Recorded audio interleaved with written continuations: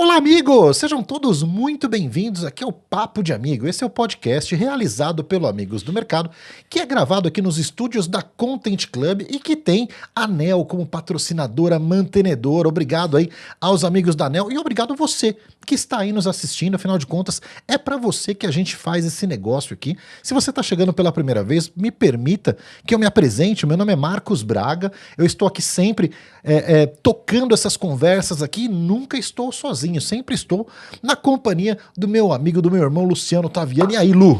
Fala, Marquinhos, boa noite a todos, boa noite, né? Bom dia, boa tarde, boa noite, enfim, muito feliz de mais um episódio, estar aqui sentado ao seu lado, ouvindo novas histórias que eu tenho certeza que vão agregar muito e vão inspirar muito, porque pelos bastidores ali, eu já vi que hoje o bicho vai pegar aqui, cara.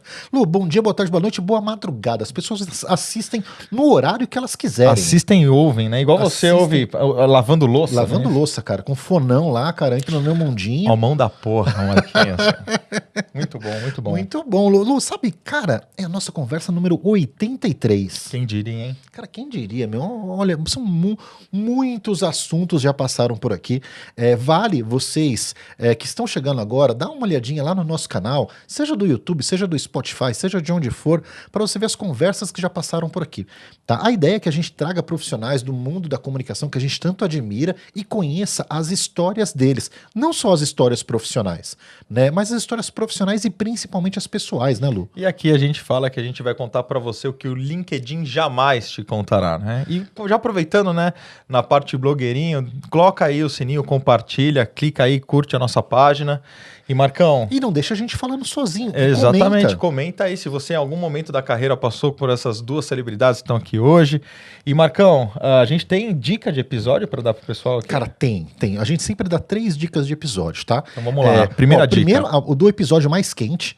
Cara, o Saulo e a Kate Barros, cara, foi muito legal, um papo muito bacana, da Camelo. A galera da Camelo são parceiraços Não consegui nossos. estar presente e vou assistir, com Lu, certeza. assiste que foi um papo muito interessante, cara. De um casal, né, muito louco, os tempos modernos. Eu vou te dar um spoilerzinho. Falei assim, legal, onde vocês se conheceram? No Tinder. Foi sensacional. Não, maravilhoso, maravilhoso. Um casal, hoje tocam lá a agência, então, Saulo e Kate aí, um beijo pra vocês.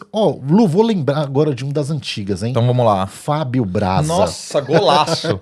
Fábio Braza mandou muito bem, deu uma aula aqui, cara. Outro lado do Fábio Braza aí com histórias particulares. Fez até um improviso pra gente, né? Foi maravilhoso. Muito bom. Fábio Braza já fez um jingle pra Nike na campanha de Brasileirice, né?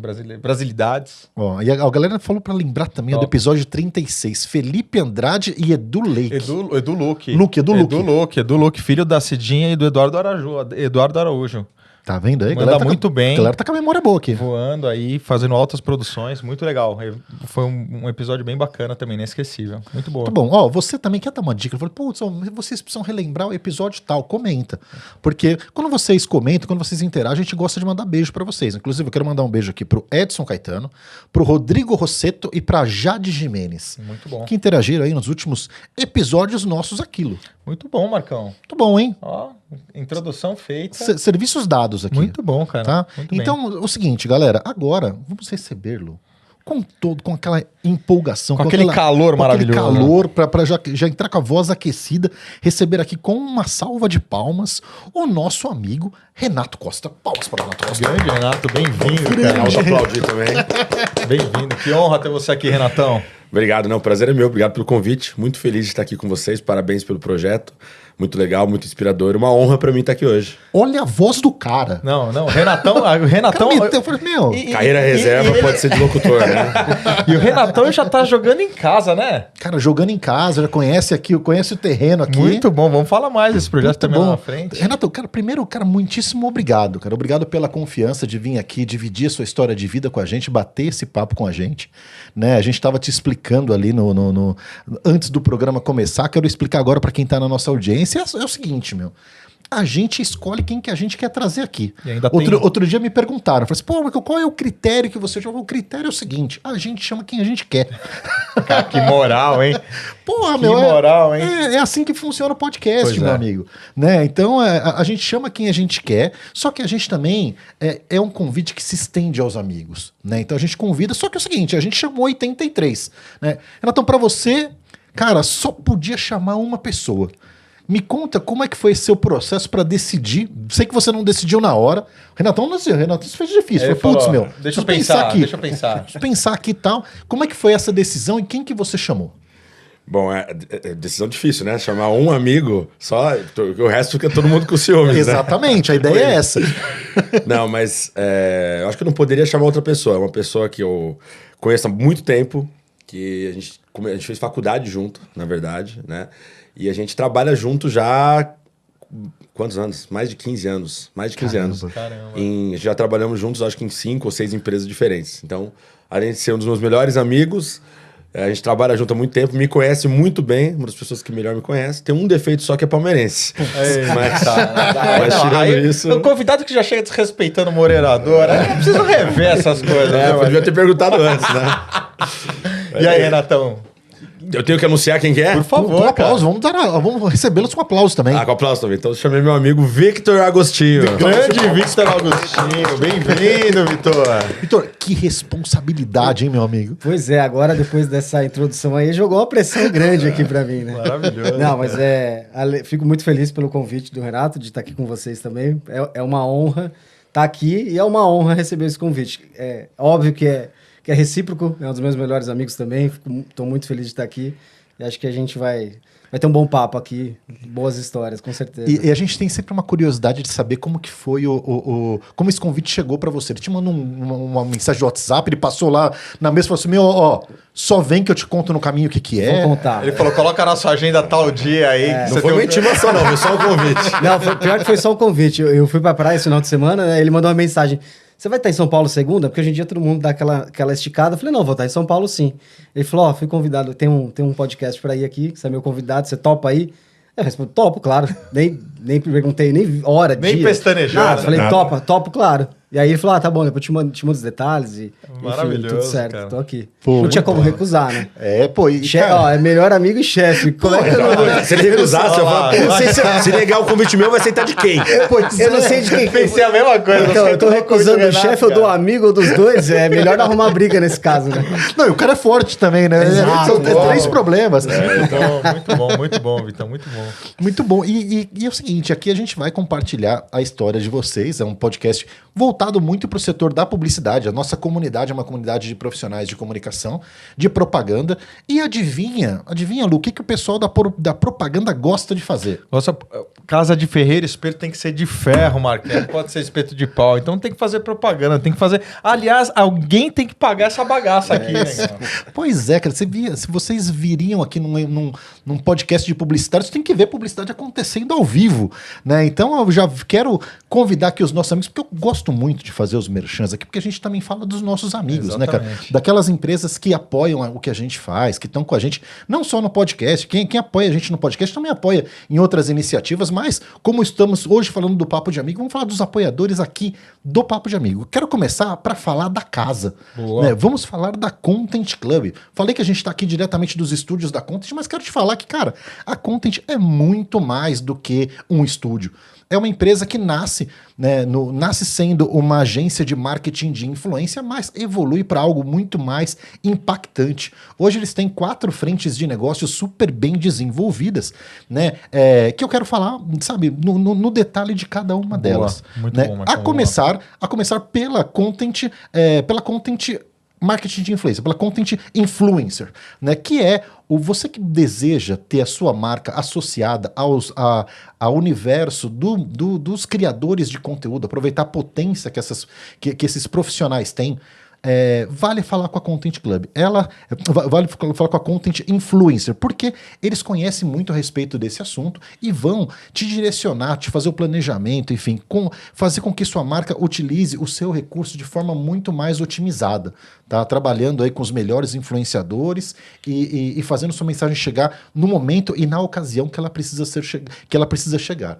E uma outra frente de negócio do pessoal da Content que vale ser considerada é a Content Sport. esportes. O esporte move. A gente estava falando sobre esporte agora. Né? O esporte está nas rodas de todas as conversas.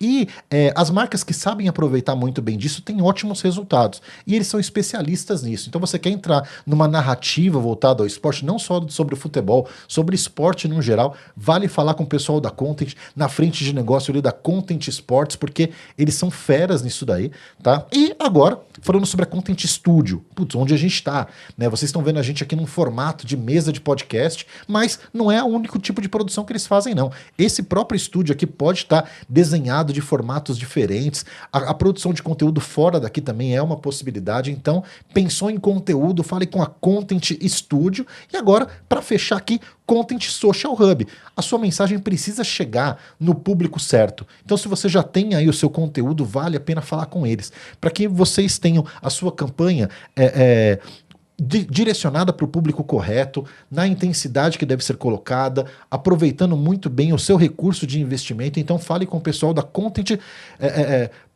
Social Hub. Então são essas 4 frentes aí. Vale falar com o pessoal aqui. A galera do Ale Visconde. Fala com o Ale. Manda um abraço. Aliás, manda um abraço pro Ale. Ale, abração, saudade de você e melhoras. Fiquei sabendo que o Ale tá dengoso, né? Pois é, cara. Pô, meu, melhoras aí, meu. Cara, você foi pego pelo mosquito aí, meu. Quero te ver na semana que vem aqui, hein, bonitão. Melhora aí, recupera aí. Se cuida aí, meu. Ó, seguinte, ó. Conversem com o pessoal da Content. Content é gente boa pra caramba. E, Lu, por falar em uma galera gente boa, também vou chamar aqui velhos amigos nossos. Né? Galera da Nel, por favor, coloque aqui a marca da Nel na tela. Cara, Nel desafiando os limites. Lu, você sabe por que a Nel desafia os limites? Porque eles vão sempre fora da caixa, né? Cara, não, é o seguinte... Não existe limite pra Nel, né? Não, cara, a Nel, ela já tem no DNA dela ser muito inovadora e muito disruptiva. Sim. Você vê pelos formatos que ela tem, né? Enfim, pela forma que ela vem, cara, construindo a potência que é dentro do mercado de mídia out of home. E ela desafia os limites e desafia você, profissional de marca, a repensar o universo do out of home, tá? De uma maneira completamente diferente. Tá? A Nel, ela é inovadora por natureza e quer convidar você a entrar nessa onda. Seja na ativação de marca em parque, seja nos aeroportos, seja nos terminais rodoviários, agora no varejo também. Não, eu via hoje uma ação que estava acontecendo num parque lá, um karaokê, música, um entretenimento. Realmente, outro dia tinha no parque também uma air fryer gigante que virou lá um ponto instagramável no parque. Eu vi outro dia eles fazendo um decorado, um imóvel decorado por trás de um OH. Não, animal, top demais. Cara, muito bom. Galera manda bem demais, são grandes amigos nossos aí, desafiando os limites e desafiando você a repensar um universo de OH. Voando em novos ativos aí, adquirindo novos ativos, crescendo cada vez mais no OH, hein? Pois é, ó, um abraço aí ao Léo, Gustavo Delay, toda a turma lá. Tá, da Nel, muito obrigado aí pelo apoio, por estarem juntos com a gente. Né? Que moral. Agora, para fechar, vamos fazer uma autopropaganda? Bora lá. Quero falar aí dos nossos, dessa nossa jornada dos encontros regionais. Boa, Marcão. Poxa, a gente, no último episódio aqui, a gente estava falando que a gente estava a caminho de Curitiba, agora já estamos a caminho de Salvador. Já fomos para o Rio de Janeiro, já fomos para Curitiba, agora vamos para Salvador e são 9 praças. A gente vai, com amigos do mercado aí, reunir a galera que já interage com a gente nos grupos de WhatsApp lá pelas praças todas aí. Então, nos aguardem em Brasília, em Recife, né, em Campinas. Putz, a gente vai rodar bastante aí pelo Brasil e é uma oportunidade de conexão.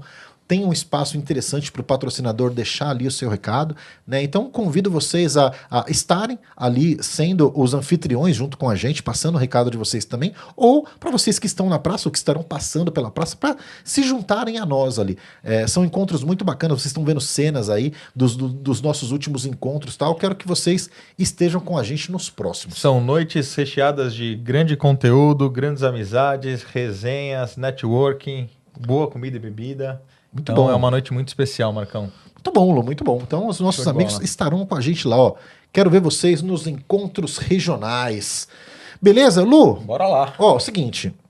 Merchans entregues também. Agora chegou a hora de saber da história dessas personas que estão aqui na nossa frente. Não só deles. A nossa conversa aqui, Lu, ela começa num período que antecede a existência dos nossos próprios convidados. Como sempre. Né? Para que eles contem pra gente uma história que contaram pra eles. Afinal de contas, eles não estavam lá. Sim. Né? Imagino, Renatão, que o momento Porque o seu Renato conhece a dona Carla, você não estava lá, Não tava. né? Que história que te contaram, meu amigo? Acho que a história é boa. Minha mãe, eu acho que ela tinha 13 anos. Meu pai Caramba. tinha 15, quando eles se conheceram, né? Então, são namorados, assim, de criança mesmo. E aí foram estudar junto, ensino médio, mesma escola, tal. E começaram a namorar, acho que com 1 ano depois, 2 anos depois. Acho que ela tinha 15 anos, quando eles começaram a namorar. E foram namorando. E aí, quando a mãe tinha 18 anos, ela engravidou de mim. Caramba. Meu pai tinha 20 na época. Então, eu nasci, minha mãe tinha 19 e meu pai tinha 21. Né? E uma família, e não era uma família ainda, eram 2 crianças, na verdade, né?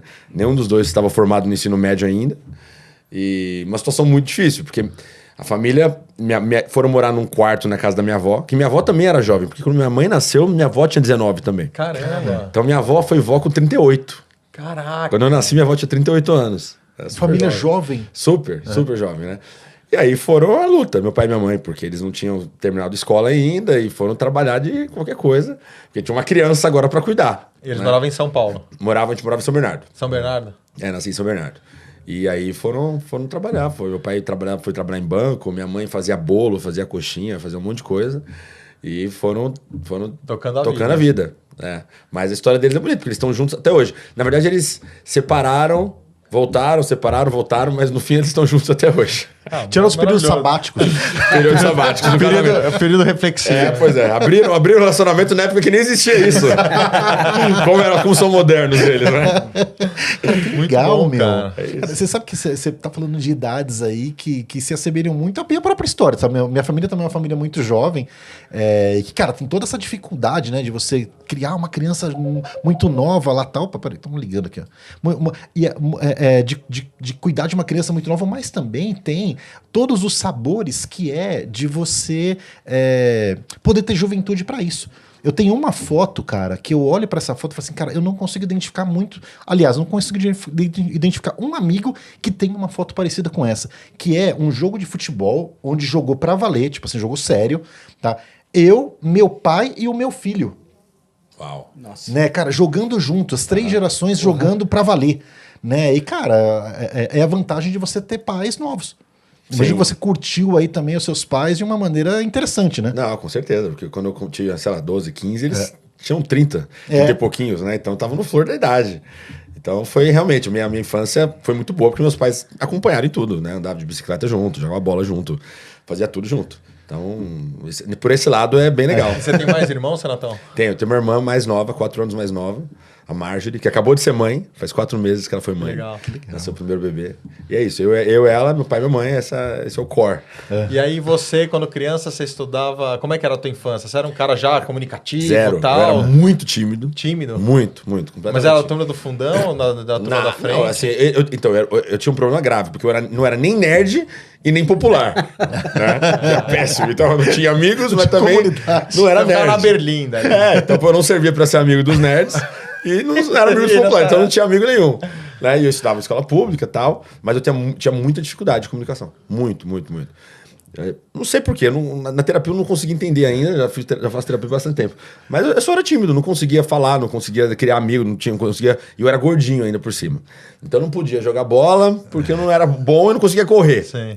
Eu não era nerd pra ficar estudando lá o dia inteiro com a galera. E, nossa, então era trágico, a infância foi difícil. E passada em São Bernardo também. São Bernardo, aí estudei escola pública até a 5ª série. Quando eu terminei a 5ª série, minha mãe, ela na época, ela abriu uma empresa de intercâmbio e aí a gente foi morar fora uns anos. E aí eu morei dos 12 aos 18 fora. Né? Onde que você morou? Utah, nos Estados Unidos. Legal. Mas a gente deu tanto azar que a minha mãe abriu uma empresa, ela pegou todo o dinheiro que ela tinha juntado, que ela era secretária, pegou todo o dinheiro e falou, vamos abrir uma empresa para mandar a gente para os Estados Unidos. Ela é muito corajosa. E a gente foi. Na primeira turma que ela levou, foi em dezembro de 98, né? E aí, se vocês se lembram, foi quando o Fernando Henrique mudou do câmbio fixo para o câmbio flutuante. Então o real e o dólar era 1 para 1. Sim. E da noite pro dia foi de 2 para 1. E quebrou a empresa dela depois da primeira viagem. Caraca. Porque era 3 mil reais para você fazer um intercâmbio, foi para 6. Sim. Da E noite ela pro dia. já tinha recebido os 3. Então já era. Então aí a sorte é que a gente tinha o visto, né, pela empresa dela. E aí minha mãe foi trabalhar de tudo. Foi ser garçonete, limpar cinema, ser frentista, fez de tudo. E nesse período seu pai estava com ela? Estavam separados. Então entendi. Aí depois de um tempo meu pai foi pra lá e aí eles voltaram. Aí meu pai foi ser motorista de caminhão e cozinheiro. Caramba. E aí, esse, assim, um valor que eu aprendi muito com meus pais foi o trabalho. Porque eles sempre trabalharam muito. Né? Minha mãe, uma certa época, ela tinha 3 empregos e meu pai tinha 2 ao mesmo tempo. Cara. Que era pra cuidar de mim e da minha irmã. Então, trabalhava muito, muito, Seu muito, pai muito. aqui, ele trabalhava com o quê, Renatão? Então, Você aqui, nasceu? ele trabalhava com... trabalhava em banco, depois ele foi trabalhar com processamento de dados lá no comecinho, né? E aí, quando chegou nos Estados Unidos, Mas já trabalhou na área de tecnologia. trabalhou no comecinho da carreira dele, que trabalhou no Caraca, TI. olha aí. E aí, depois foi lá, ele trabalhava de tudo, fizeram tudo. É, tudo que você geralmente quando você imaginar. muda, cara, com família assim, você meio que duro. sobreviver, a lei da sobrevivência, né? Sobrevivência. Então, isso foi uma coisa que eu aprendi. E aí, quando eu fui pra lá, eu tinha 12 anos, né? E aqui eu era muito tímido e não tinha amigos, não tinha mesmo. E aí eu Agora ficou mais fácil, porque agora tem tudo isso, mais a língua. Pois é, mas aí sabe o que é engraçado? Como eu era muito tímido, muito introspectivo, eu sempre observei o mundo à minha volta, muito. Como são as pessoas, o que elas fazem, como que elas fazem, né? Então eu entendia como funcionava a dinâmica, eu só não conseguia ser assim. Aí quando eu cheguei lá, eu lembro que eu tinha 12 anos e eu falei assim, cara, ninguém sabe que eu sou tímido aqui. Então eu não preciso ser. Você fica mais Então confortável. eu criei um personagem, porque não era eu, porque eu não era extrovertido por natureza, mas eu criei um personagem para as pessoas acharem que eu era assim. E aí, depois de um tempo, você vai fazendo de conta que você é até a hora que você acredita. Você assume aquilo, né? Que você acredita que você é assim. E aí, pô, mudou totalmente a minha vida. Mudou totalmente. Minha vida, minha carreira, tudo que aconteceu depois foi por conta dessa virada de chave. Né? E hoje eu não me considero uma pessoa introvertida, pelo contrário. Acho que eu sou muito extrovertido. E me tornei a pessoa que eu fiz de conta que eu era. Então, acho que isso é muito interessante. Não, as é legal pessoas pra pensarem caramba, sobre. cara. Né? Muito Quer dizer, pô, legal. mas eu não sou assim. Mas faz de conta. Até a hora que você mesmo vai acreditar. E você vai vendo que as pessoas, ninguém é um bicho de 7 cabeças, cara. Que Não. as pessoas vão entrando, cada um tem o seu jeito ali, você vai agregando. E cara, que a mudança é preciso. No final das Sim. contas, você aproveitou de uma mudança geográfica, mas que essa transformação poderia ter acontecido aqui. Claro, poderia. É que aqui eu entendi o seguinte, pô, as pessoas já sabem que eu sou tímido. Então, se eu chegar amanhã diferente, vai chocar. Mas só lá se ninguém você sabia mudasse nada. de escola, tipo, fizesse São Bernardo pra São Paulo, por exemplo. Mas lá ninguém sabia nada de mim. Então eu falava, pô, no começo eu tava aprendendo o idioma, e aí uma vez comecei a aprender. Eu falei isso outro dia, aconteceu isso comigo, meu inglês é muito razoável, né? E aí eu fazia aula de inglês, eu tinha vergonha, porque pegava a galera nova, e aí às vezes eu dava umas travadas, falava, caralho, né, meu, eu tiozão, fazendo a galera nova arrebentando e tal. Aí eu entrei num processo de imigração para Quebec, para Montreal, francês. Aí eu falava francês, mano, eu debulhava no francês, cara. Eu ia pra aula, saía lá, cara, nossa, rendia a aula. Porque eu falava, ninguém fala francês, eu não conheço um filho da puta que fala francês aqui, velho. Então, se alguém vier me trocar, eu já dou logo um 6 e já era. É isso mesmo, é isso mesmo. Muito bom, cara, muito legal. Muito bom. Ó, vamos pra história também. Vitão agora, Vitão. Vitão, mesma coisa, cara. Imagino que você não estava por lá, mas alguém deve ter te contado como que foi o contexto que, cara, o seu Evaldo e a Dona Ivete se conheceram, cara. Olha, eles conheceram num carnaval. A Ivete e o carnaval, cara, imaginei. Pior que não tem. Olha, é uma mera coincidência isso daí, que minha mãe é zero carnaval. E o amor de carnaval sobe serra assim, hein? Olha, cara, e minha mãe do interior de São Paulo, né, da região de Ribeirão Preto, e meu pai de São Caetano do Sul. E eles se conheceram, a história que eles nos contam, né? Aí a gente vai ter que descobrir o quanto é verdade, eu não sei, mas que eles se conheceram na porta da casa dos meus avós, né? Na casa do meu pai. Eles tinham alguns amigos em comum e havia a turma de Ribeirão Preto para São Caetano para ir para praia, para passar o carnaval na Baixada. E aí meu pai abriu o portão para receber a turma lá, deu de cara com ela e ali já rolou alguma coisa. Dizem eles que naquele carnaval eles ficaram juntos, mas que meu pai que ficou com um monte de gente, não só com minha mãe ficou meio brava. mas ele tinha uma licença poética que era carnaval. Era carnaval, né? Mas que dali pra frente eles engataram um relacionamento e, cara, um romance, mas e aí virou sério. E aí, cara, foi. Eles casaram. Minha mãe é mais velha que meu pai. São 6 anos de diferença e isso não é muito comum, né? Principalmente naquela época, né?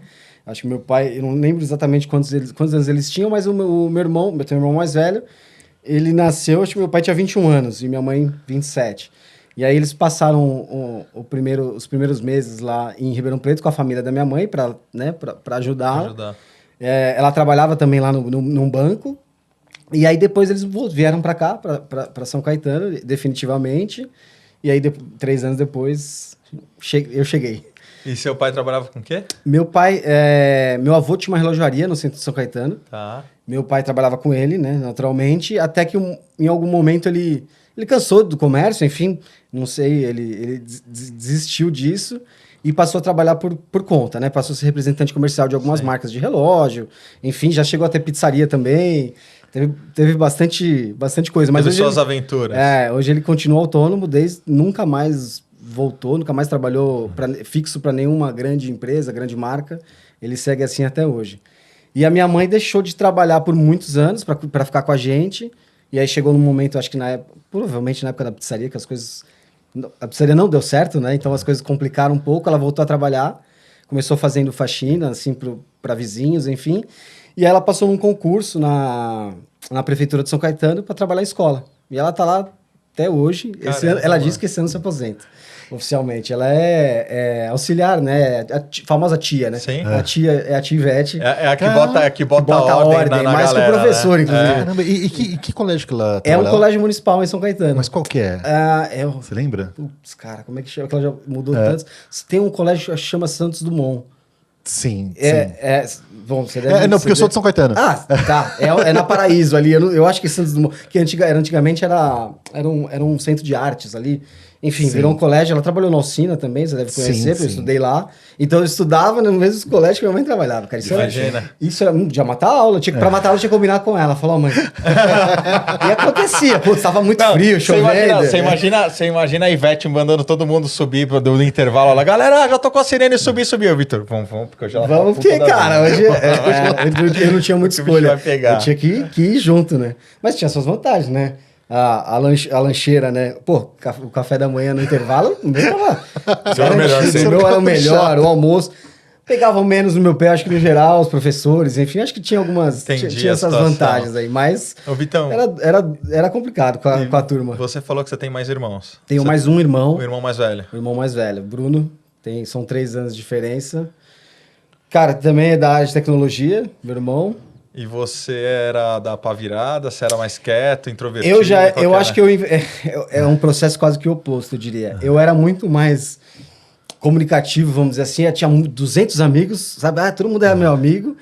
E ao longo do tempo, acho que eu fui invertendo a balança. Acho que eu tenho muito menos amigos agora, mas eu acho que, por um lado, é bom. Você tem os poucos Foi bons, filtrando. né? Você vai filtrando. Mas no ensino médio, quando eu estudei nessa escola que minha mãe trabalhava, ali eu era mais, vamos dizer, do fundão, mas eu era bom aluno. Sim. Então eu conseguia É o ideal. Só que, cara, com a minha mãe trabalhando lá, a professora reclamava, ele tira a nota boa, mas ele tá lá bagunçando, atrapalhando. Aí eu tinha que ir pra frente. E aí ficava, essa dinâmica dava trabalho. Então o ensino médio foi mais duro nesse sentido, assim. Mas estudei no Alcina, cara. Cara, que legal, um colégio gigante lá, colégio mais hypado de São Caetano, Alcina. E você passa a sua infância toda em São Caetano? Em São Caetano. Cara, que legal. Eu moro lá, moro pertinho da Kennedy ali. Meus pais moram lá ainda, estão lá até hoje. Eu já não moro mais porque, assim, não dá pra trabalhar em São Paulo em alguns lugares, a gente trabalha em Alphaville.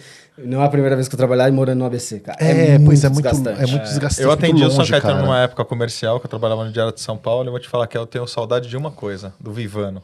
O Vivano. Vivano muito bom. Eu comia no Vivano, eu voltava com saudade. Falava, pô, o lugar é gostoso, hein? São Caetano cresceu muito. Agora, a gente tinha uma hamburgueria favorita lá. Fechou? Eu não sei, faz Acho que tempo tá aberto, tá aberto Acho que aqui, sim. que era meio que uma cópia do seu Osvaldo aqui do Ipiranga, Sim, né? sim. Que era também com molho, a gente, cara, jogava futebol, vamos comer o quê? Vamos lá, eu não lembro o nome agora. Forfé Burger, é na Goiás. Muito boa. Eu passei perto esses dias, acho que tá Tá aberto. aberto aí, ó, Fica a dica aí, pô. Cara, que legal. São Caetano é muito bom, cara. O duro que é longe. Marquinhos Você não vai voltou longe, São Caetano. mais. Putz, São É Caetano. isso. Mas eu acho que do ABC, se eu pudesse optar, eu acho que São Caetano seria a cidade que eu optaria. Uma cidade embora. é muito menor, comparado com Santo André e São Bernardo, não tem comparação. Não tem comparação. Né? Tem 170 mil habitantes. Melhor, muito melhor. Nossa, Muito melhor que São São Bernardo. bernardenses não concordam, hein? É muito melhor mesmo. Nem compara. Pois eu falei muito, mas São Bernardo é muito maior, realmente. Não, 1 milhão de habitantes versus 150 mil. É isso. Tamanho de tudo, não tem comparação. Porque é uma cidade pequena que gira em torno, enfim, da GM, da GM, Petrobras das e da Casas Bahia, ali, cara. É isso. Né, é muito mais fácil de administrar por conta Sim, disso daí. lógico. Né, e a cidade que todo mundo é amigo de um vereador.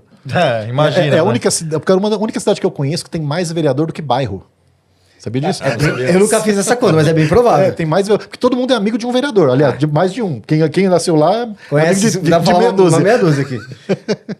Muito bacana. Eu vou trazer aqui a história de novo agora pro lado do Renato. Seguinte, Renato, beleza, a infância ali e tal. Quando é que o trabalho chega na sua vida? Tá, você decide que você vai lá, né, buscar a sua própria graninha, alguém te dá um chacoalhão, fala assim, agiliza aí. Chega a jogar videogame, esquece o Mega Drive, desliga o Mega Drive. Como que é a sua primeira relação com grana, cara? Eu fui, na verdade, quando eu morava nos Estados Unidos, eu fui cortar grama com 13 anos.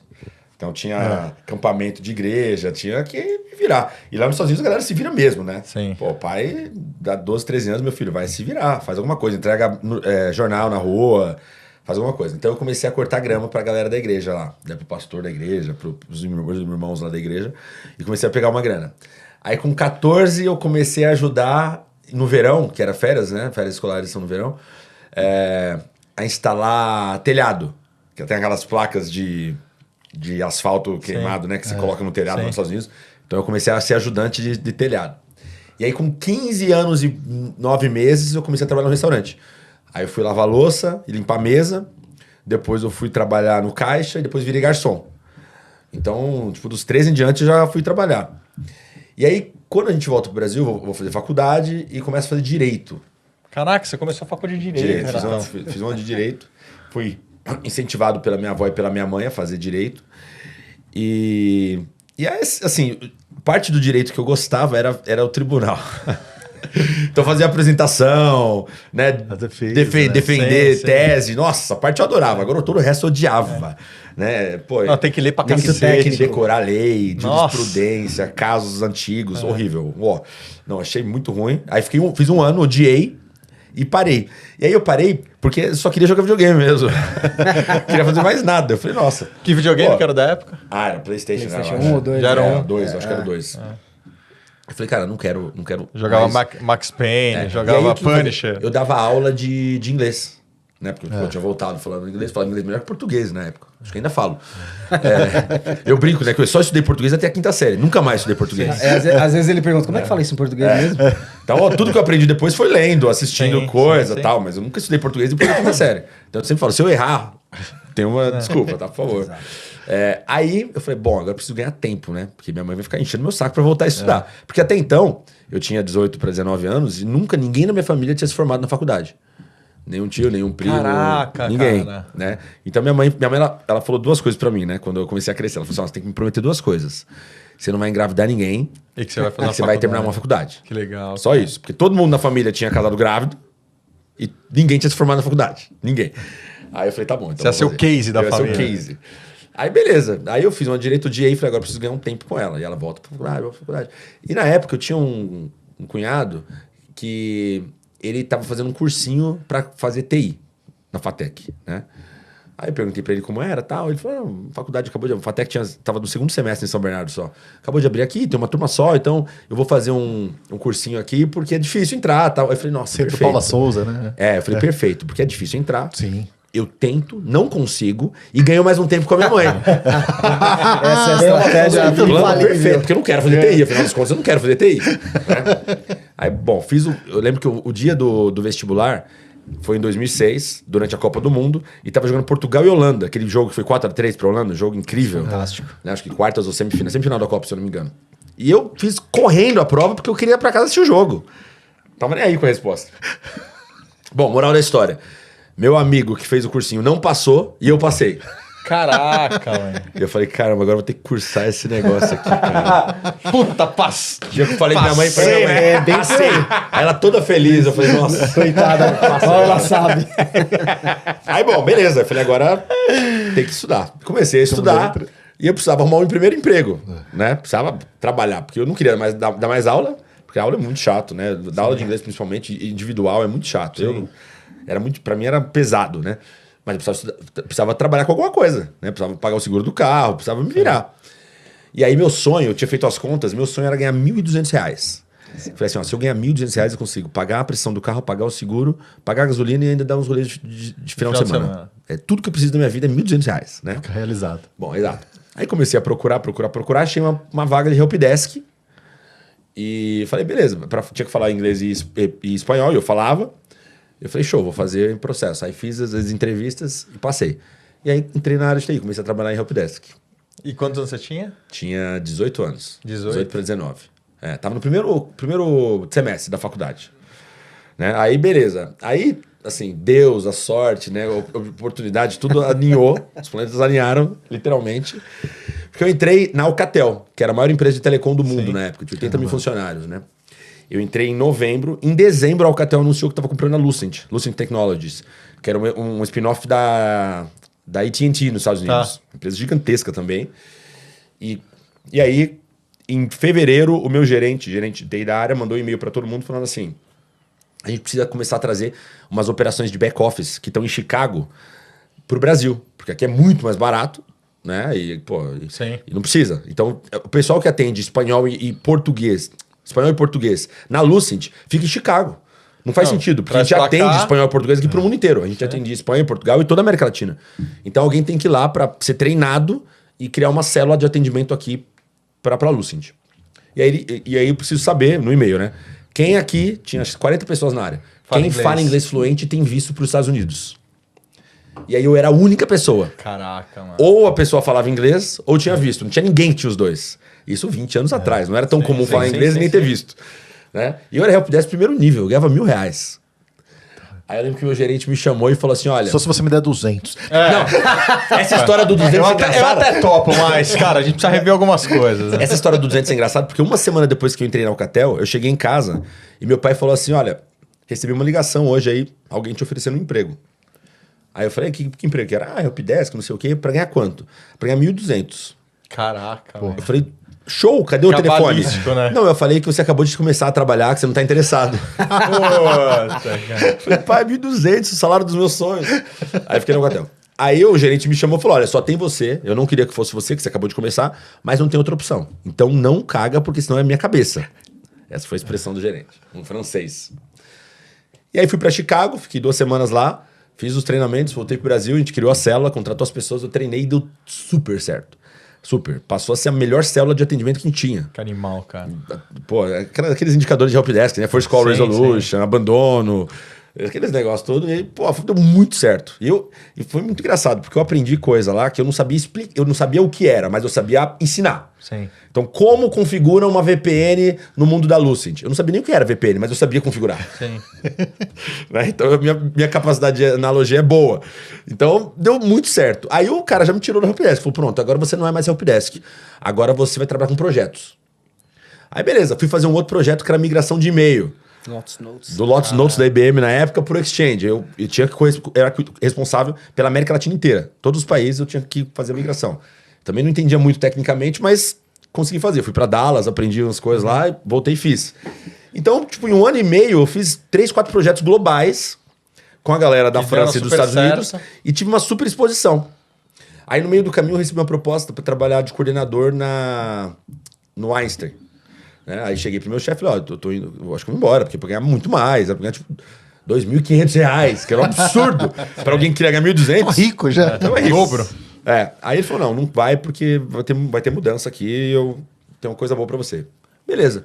Então, 2 meses depois, eu tava lá 1 ano e meio, ele me chamou e falou assim: olha, eu tô indo, ele era gerente sênior, tinha um gerente debaixo dele. Ele falou: tô indo pra Angola, num projeto lá, e eu vou levar o Trazibo comigo, que era meu chefe direto. E você vai ficar no meu lugar. Caraca. Eu era, acho que, o 4º mais jovem. Imagina, cara. Tinha 20 anos, 20 para 21 anos. 21. Tinha 21 anos. Eu era o 4º mais jovem do departamento todo, tinha pouca experiência, só que os gringos gostavam de mim, porque eu tinha feito projeto e falou: meu, tem que ter alguém para cuidar dos índios lá. A oportunidade pingou, você tava preparado e abraçou. E eles queriam que alguém entendesse o que eles estavam falando e só seguisse ordem, não é? Sim. Né?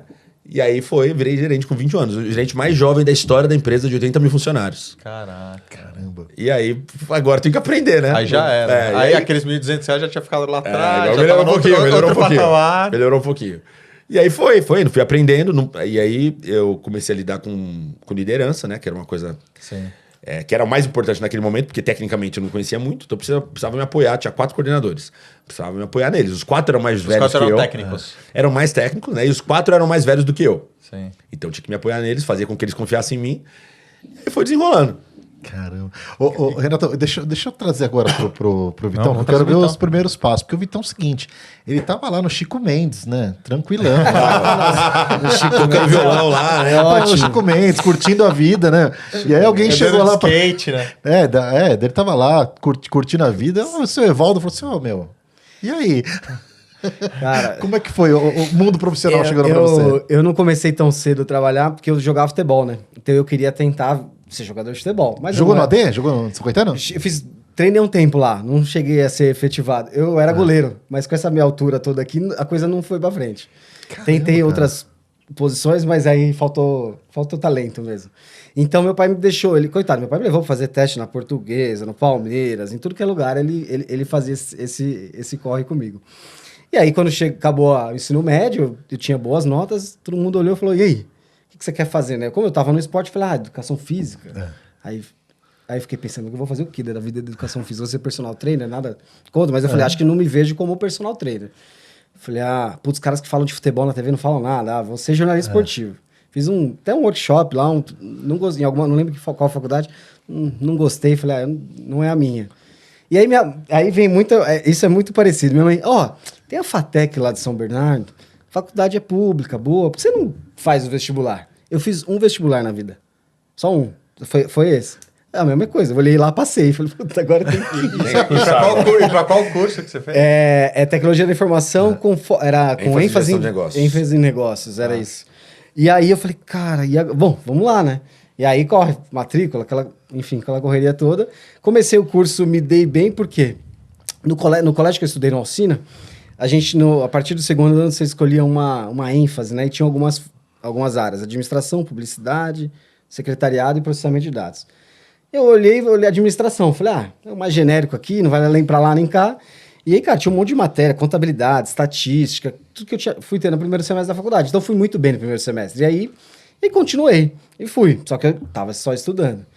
E aí, meu pai falou, bom, já que você não tá trabalhando, vai trabalhar comigo. Aí, meu pai atendia muitos clientes no ABC, na Baixada. Então, eu fazia esse trabalho de atender os clientes dele, tirar pedido, cuidar de assistência técnica, era relógios, né? Relógio de parede e despertador. Caraca. Cara, ainda tem bastante por aí. Acho que hoje o celular acabou com muito. Mas então, eu ficava pra lá e pra cá. Cara, no ABC inteiro, né? Santo André, São Caetano, Rio Grande da Serra, Ribeirão Pires, ia pra Santos, São Vicente, fazia todo esse trabalho pra ele. E aí, até que surgiu E aí, minha mãe, de novo, né? Sempre tem uma visão boa. Um estágio, começou um programa da Positivo com a Prefeitura de São Caetano pra gente cuidar de laboratórios de informática das escolas. E aí, conheci um vereador, que conhecia não sei quem. Tá estudando, tá na faculdade. Não, vamos colocar ele lá. É quando nasce aquele centro tecnológico da Goiás, aquele grande, né? Dessa época aí. E aí eu fui cuidar do laboratório, mas eu não fui lá, né, no lugar mais legal. Eu fui cuidar do laboratório de informática do Torlone. Lá é uma escola estadual, apesar de ser um programa municipal, eles pegaram de todas as escolas da cidade. É uma escola estadual, era à noite, né? Eu ficava das 7 às 10 da noite lá cuidando do laboratório, ajudava os professores, enfim. Eu fiquei ali, acho que alguns 3 meses, e logo surgiu uma vaga de manhã para fazer a mesma coisa. Aí eu lembro, ele falou dos R$1.200, minha bolsa de estágio de 4 horas é uns R$350. Aí a diretora me ligou e falou, a gente consegue colocar você para fazer os 2 horários. Você vai trabalhar 8 horas. Eu falei, eu vou ganhar o dobro? Ele falou, vai. R$700. Eu falei, pô, tá fechado, né? Só vai. E já aí, tá onde eu assino. Aí fiquei, acho que quase 1 ano, fiz nesse estágio. E aí acabou a bolsa de estágio, não me reaproveitaram. Voltei a trabalhar com meu pai. Falei, pai, tô precisando de trabalhar. Ele falou, não, vai lá, me ajuda. E aí, acho que, sei lá, 1 mês. E aí foi quando eu conheço o Renato na faculdade. Ele fala, tem uma vaga de helpdesk lá, numa dessas áreas de back-office que ele trouxe, que era a parte de gestão de identidades lá, criar controle de acesso, criar usuário, senha, tudo isso. A gente atendia, os Estados Unidos, Europa e Ásia, né? E aí eu falei, fiz a conta, né? O salário não era 1.200, tá? Não foi tudo isso que ele me ofereceu. Era 1.000. E aí eu lembro, entrei em março, e aí tinha aquela coisa do sindicato. Eu lembro que eu peguei o primeiro olerite, eu olhei R$700. Eu falei, Não era 1000? Não era 1000? Eu liguei pro RH pra perguntar, o que é isso aqui? Falaram, não, eles me explicaram. Eu falei, bom, paciência. Nossa, na época do Diário de São Paulo, vinha descontado. Na época a gente falava, mas eu não aceitei isso aqui, não. Aí você tinha que fazer a cartinha. Mas primeiro, o primeiro emprego CLT, ninguém me contou de cartinha. Eu descobri isso daí muito depois. Então, a tungada do sindicato. Então, aí comecei lá no Helpdesk da Alcatel Lucent e fiquei... E aí, bom... Isso ele começou, obviamente, o Renato estava antes de mim lá, foi quando eles trouxeram para o Brasil. Esses 4, 5 meses que eu estive lá, tava mais barato na Índia, né? Aí saiu do Brasil. E aí eu tive que treinar os indianos. Eu não fui para fora, não estudei inglês fora do Brasil, mas em São Caetano tem uma escola municipal, né, pública de línguas muito boa e muito antiga. E também minha mãe me colocou lá desde que eu tinha a 4ª série, sei lá, e você vai até e vai acompanhando, né? Na 4ª série você não faz, é o inglês que você fala do dia a dia e vai te acompanhando. E aí, cara, treinei os indianos com o meu inglês, acompanhei os indianos e, enfim, aí acabou a operação no Brasil e aí consegui me realocar em outra área, em outra equipe. E dentro da mesma empresa. Dentro da mesma empresa, eu trabalhava pela HP lá. E aí fui trabalhar na HP, atender outros clientes, enfim. E aí depois de sei lá, quanto tempo, 1 ano mais ou menos, nem isso, eu acho. Isso. Aí o Renato me liga. Cara, eu tava num processo de trainee numa Big Four, né? Tava todo empolgado e o processo andando, ansioso, passando fase. Passei por entrevista dinâmica. Teve uma dinâmica maravilhosa. A dinâmica demorou tanto, que eram 10 horas da noite, a gente tava na Faria Lima, lá na dinâmica, minha mãe ligando pra ele, falando, cara, ele tá na entrevista. Ele falou, cara, eu não sei o que eu posso fazer. Liga pra namorada, liga pra não sei quem. E aí, quando eu saí, avisei todo mundo. E aí, cara, fui aprovado, né? E o salário de trainee lá, na época, R$1.200. Falei, bom, trainee, bacana, uma empresa grande, legal. Aí me liga ele, tô com uma vaga pra trabalhar aqui comigo assim, assado. Aí o salário aí já era um pouquinho melhor, já era R$2.000. Você tem 10 segundos pra decidir. Aí, 9, mas, 8, cara, era 7, isso. Era uma sexta-feira à tarde, eu recebi a ligação dos dois.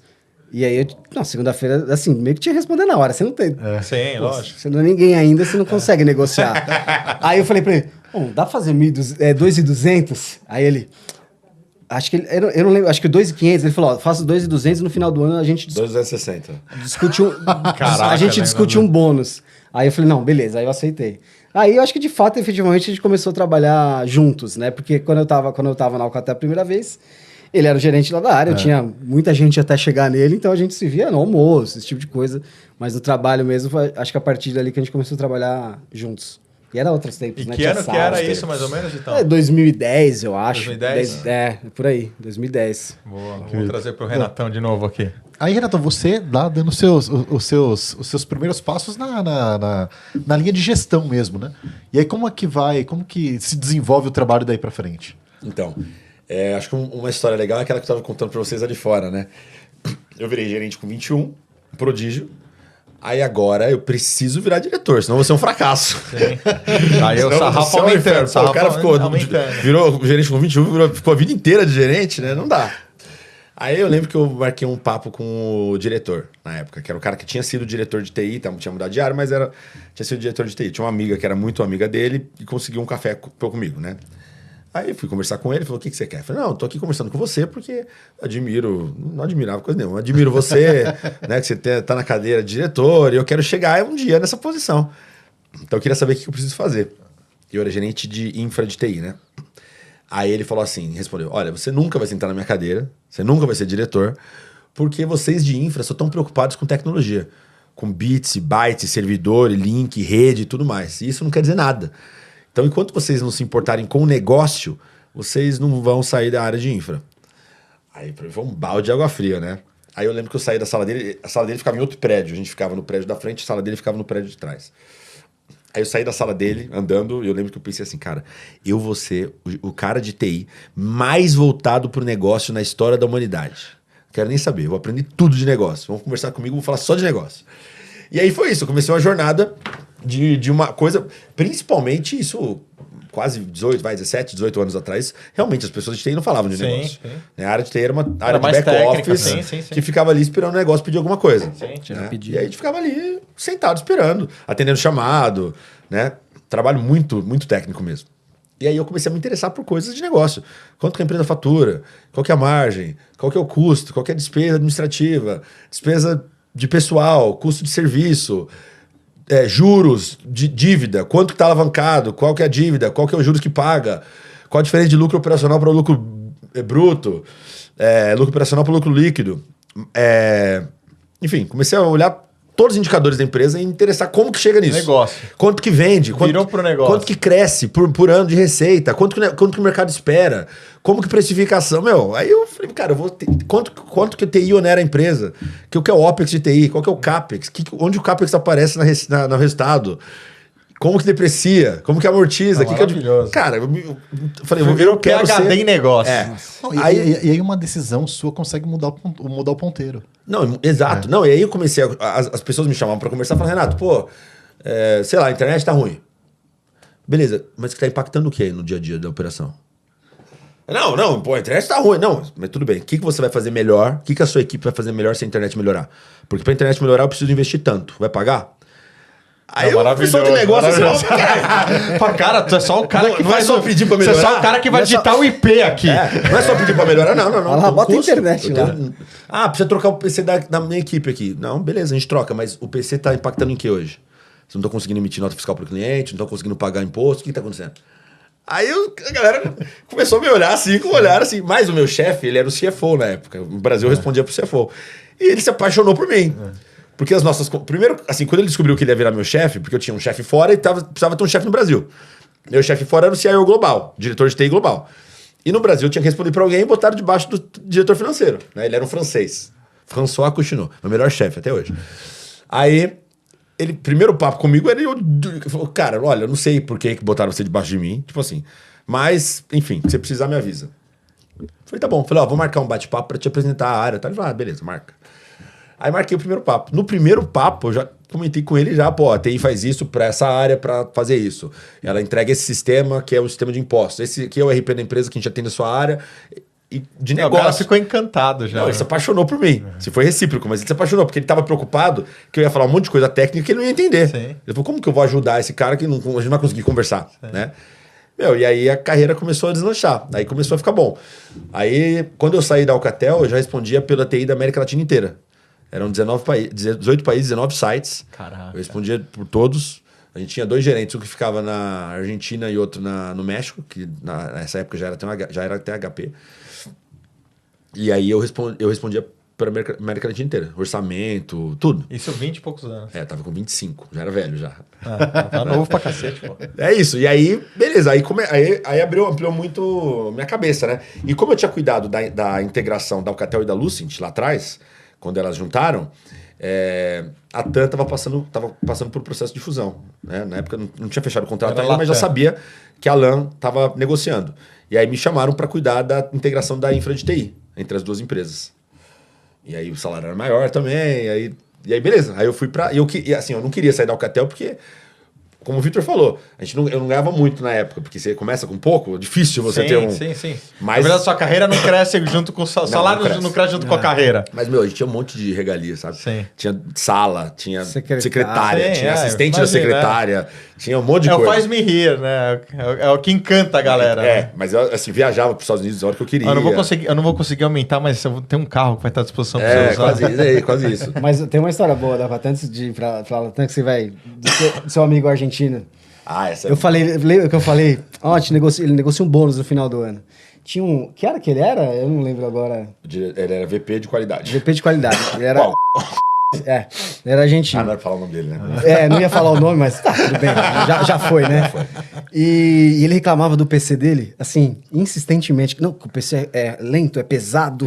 Cara, enchia o saco do Renato, mas, cara, assim... A gente não tinha mais fazer. A gente tinha o melhor computador da Lenovo na época, menor. O melhor que tinha no mercado. Todos os executivos da empresa no mundo usavam tinham aquele computador, que era um lightweight. Só que pra ele era uma merda, não servia. Enfim, aí junta todas as histórias do diretor do François, do bônus e do computador. E aí, cara, ele foi lá, né, gerente, precisa resolver o problema, né, aí depois ele fala melhor que passou na cabeça dele. Aí ele foi lá na Fast Shop, sei lá, comprou um computador bom pra caramba e entregou pro cara. E aí, nada funcionava, a gente não chegou a entregar, ficou lá. Foi assim, né, o cara me ligou e todo mundo falava assim, esse cara... É complicado, viu? Esse cara é pesado. Cuidado. Falei, beleza. Aí um dia eu tô lá na minha sala, trabalhando, toco o telefone da sala do cara. Apareceu o nome dele no telefone. Aí atendi, era o diretor de RH. Que a gente tinha uma relação boa, tá? Ele falou assim, ó, tô aqui na sala do fulano e ele tá com problema no computador aqui, eu mandei ele te ligar. Aí eu falei, não precisa ele me ligar, me fala você o que ele quer. Eu não queria falar com o cara de jeito nenhum, né? Não, é importante você fale com ele. O cara, o figuraço, o pernambucano. Não, Renato, é importante que você fale com ele, porque precisa se familiarizar com ele. Pô, é tão importante, tu é um gerente importante na empresa agora, e precisa falar com ele. Eu falei, beleza, deixa ele me ligar. Então, aí ele me ligou. Aí ele atendeu, Renato. Falei, boa tarde, senhor, tudo bem? Tudo bem, e com você? Falei, tudo bem. Eu estou aqui com um PC que me deram, um PC que pesa uma tonelada, me dói nas costas, e quero saber, na espalda, né? Quero saber que hago para... Porque quero um PC mais melhor, mais leve, melhor, isso não está bem. Eu falei, nossa, o pessoal fala mal dele, um vovozinho, gente boa nossa, desse. Foi super educado. Né? Aí eu falei, o que eu vou fazer? A verdade. Ele tá super aberto, né? Vou falar, olha, senhor fulano, na verdade o PC que você tem é um PC padrão de executivo. A empresa inteira, no mundo inteiro, trabalha com esse PC. Pronto. Pra ele quê? falou assim, não me venha com a história de padrão, carajo! É realmente de trabalho, me tem que cambiar o PC. E aí me xingou de tudo quanto era nome, estamos entendidos? Assim, Pau. Desse naipe, eu lembro que era 10 para meio-dia, né? Aí eu parei assim, falei, puta que pariu. Deu 12:10, a galera entrou na minha sala e vamos almoçar. Eu tava branco. Aí eu falei assim, não vamos almoçar hoje. O pessoal, o que foi? O que você tá com essa cara? Eu falei, não, nada. E a galera foi embora. Eu falei, meu Deus, o que eu faço agora? Não tem outro PC pra dar pra ele. E claramente eu não vou... Como é que eu vou dizer não pra esse cara? Aí saí na hora do almoço, fui na Fast Shop, no shopping, contra todas as políticas da empresa. Comprei um computador com cartão corporativo, todo totalmente fora do processo de compras. Um computador que tinha o mesmo peso do outro, mas eu não sabia o que fazer. Não tinha outro PC mais leve. Eu falei, só preciso dar uma alternativa pra esse cara. Beleza. E aí, levei pra empresa. Falei pra eles assim, ó, passa a imagem. E o cara ficava na Argentina. Ficava no Rio. Tá. Ficava no Rio. Aí, à tarde eu tinha reunião com o meu chefe, com o francês, né? Aí, conversei, me apresentei. Peraí, imita... Ah, por favor. por favor. Ele imita bem, todo Ele mundo. imita bem os chefes dele. Aí, eu sentei lá na sala do François, fiz a apresentação pra ele, no final ele falou assim, Renato, que você está bem? Eu falei, não, François, tô mais ou menos, que problema, me conta o problema, que você tem um problema, me conta. Eu falei, tá, posso fechar a porta? Não, fecha a porta, Eu fechei a porta, falei assim, ó, então... Me ligou. Ai, falei de novo. Não, já foi. Corta depois do nome. A gente foi... Ó, Isso, põe um 57 minutos. Falei 2 vezes o nome dele, tá? Falei, ele me ligou e, pô, me xingou de tudo quanto é nome, porque ele quer um computador novo, mais leve e tal. E não existe. O computador que ele tem é igual o seu. Ele tem esse computador. Falei, sim. Ó, igual é meu, isso é perfeito, não é pesado. Falei, então, é esse que ele tem. Não, então, diz a ele que não, já tinha comprado.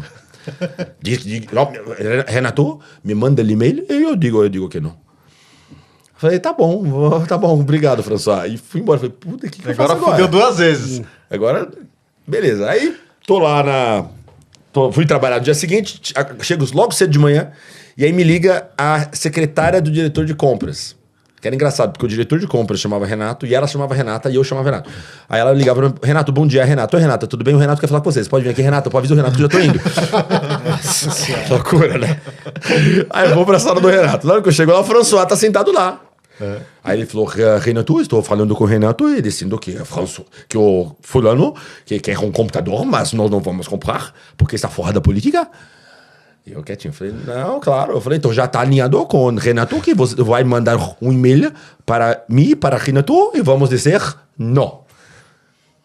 Falei, olha, François, muito obrigado, a gente só tem um problema. Ele falou, qual é o problema? Outro? O problema é que eu já comprei um computador. Que computador você comprou?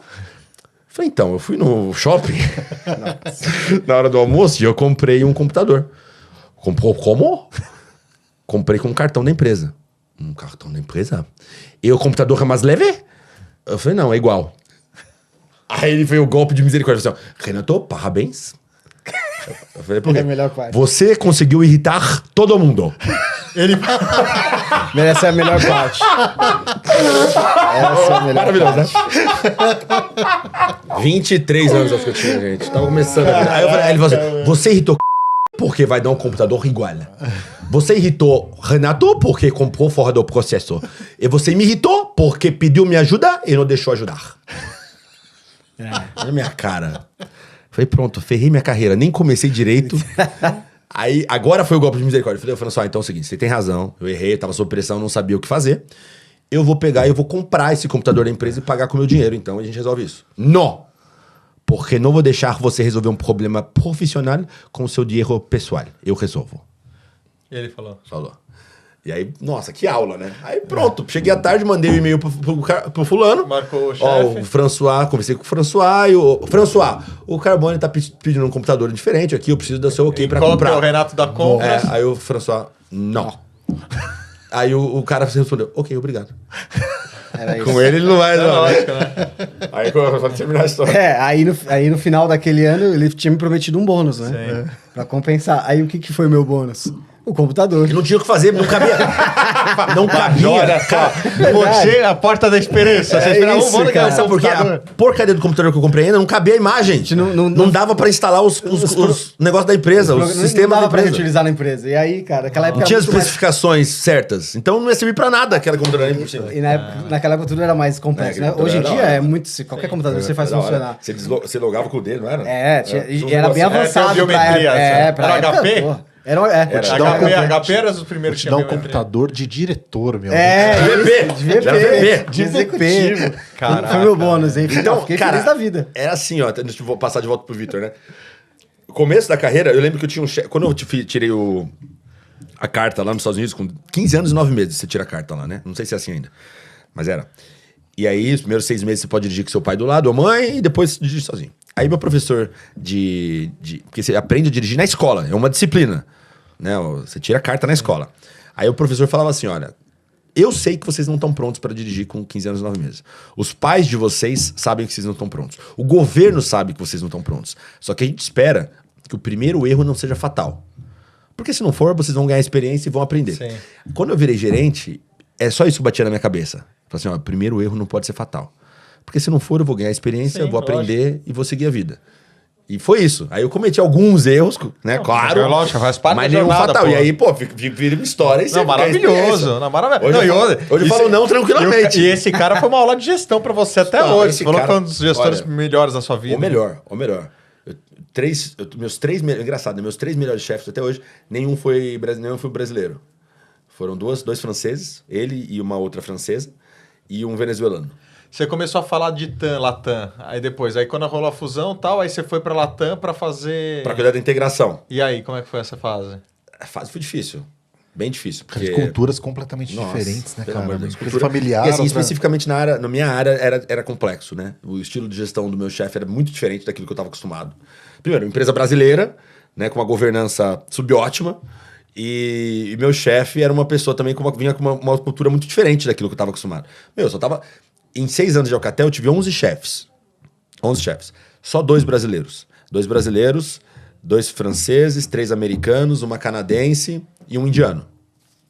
Então, a cultura muito Sim. diferente. Bom, e outra, a dimensão da E empresa. uma empresa global, né? As coisas funcionam direito, governança, Sim, sim, processo, sim. tudo bonitinho. A TAM não, a TAM é uma cultura muito mais familiar, né? Brasileira. E o estilo de gestão do meu gestor era muito diferente do que eu estava acostumado, né?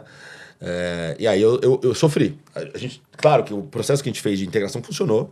A gente conseguiu gerar, sei lá, 20 milhões de dólares de economia no primeiro ano, só na infra de TI. Caramba, ali. que louco. Renegociando contrato, criando sinergia.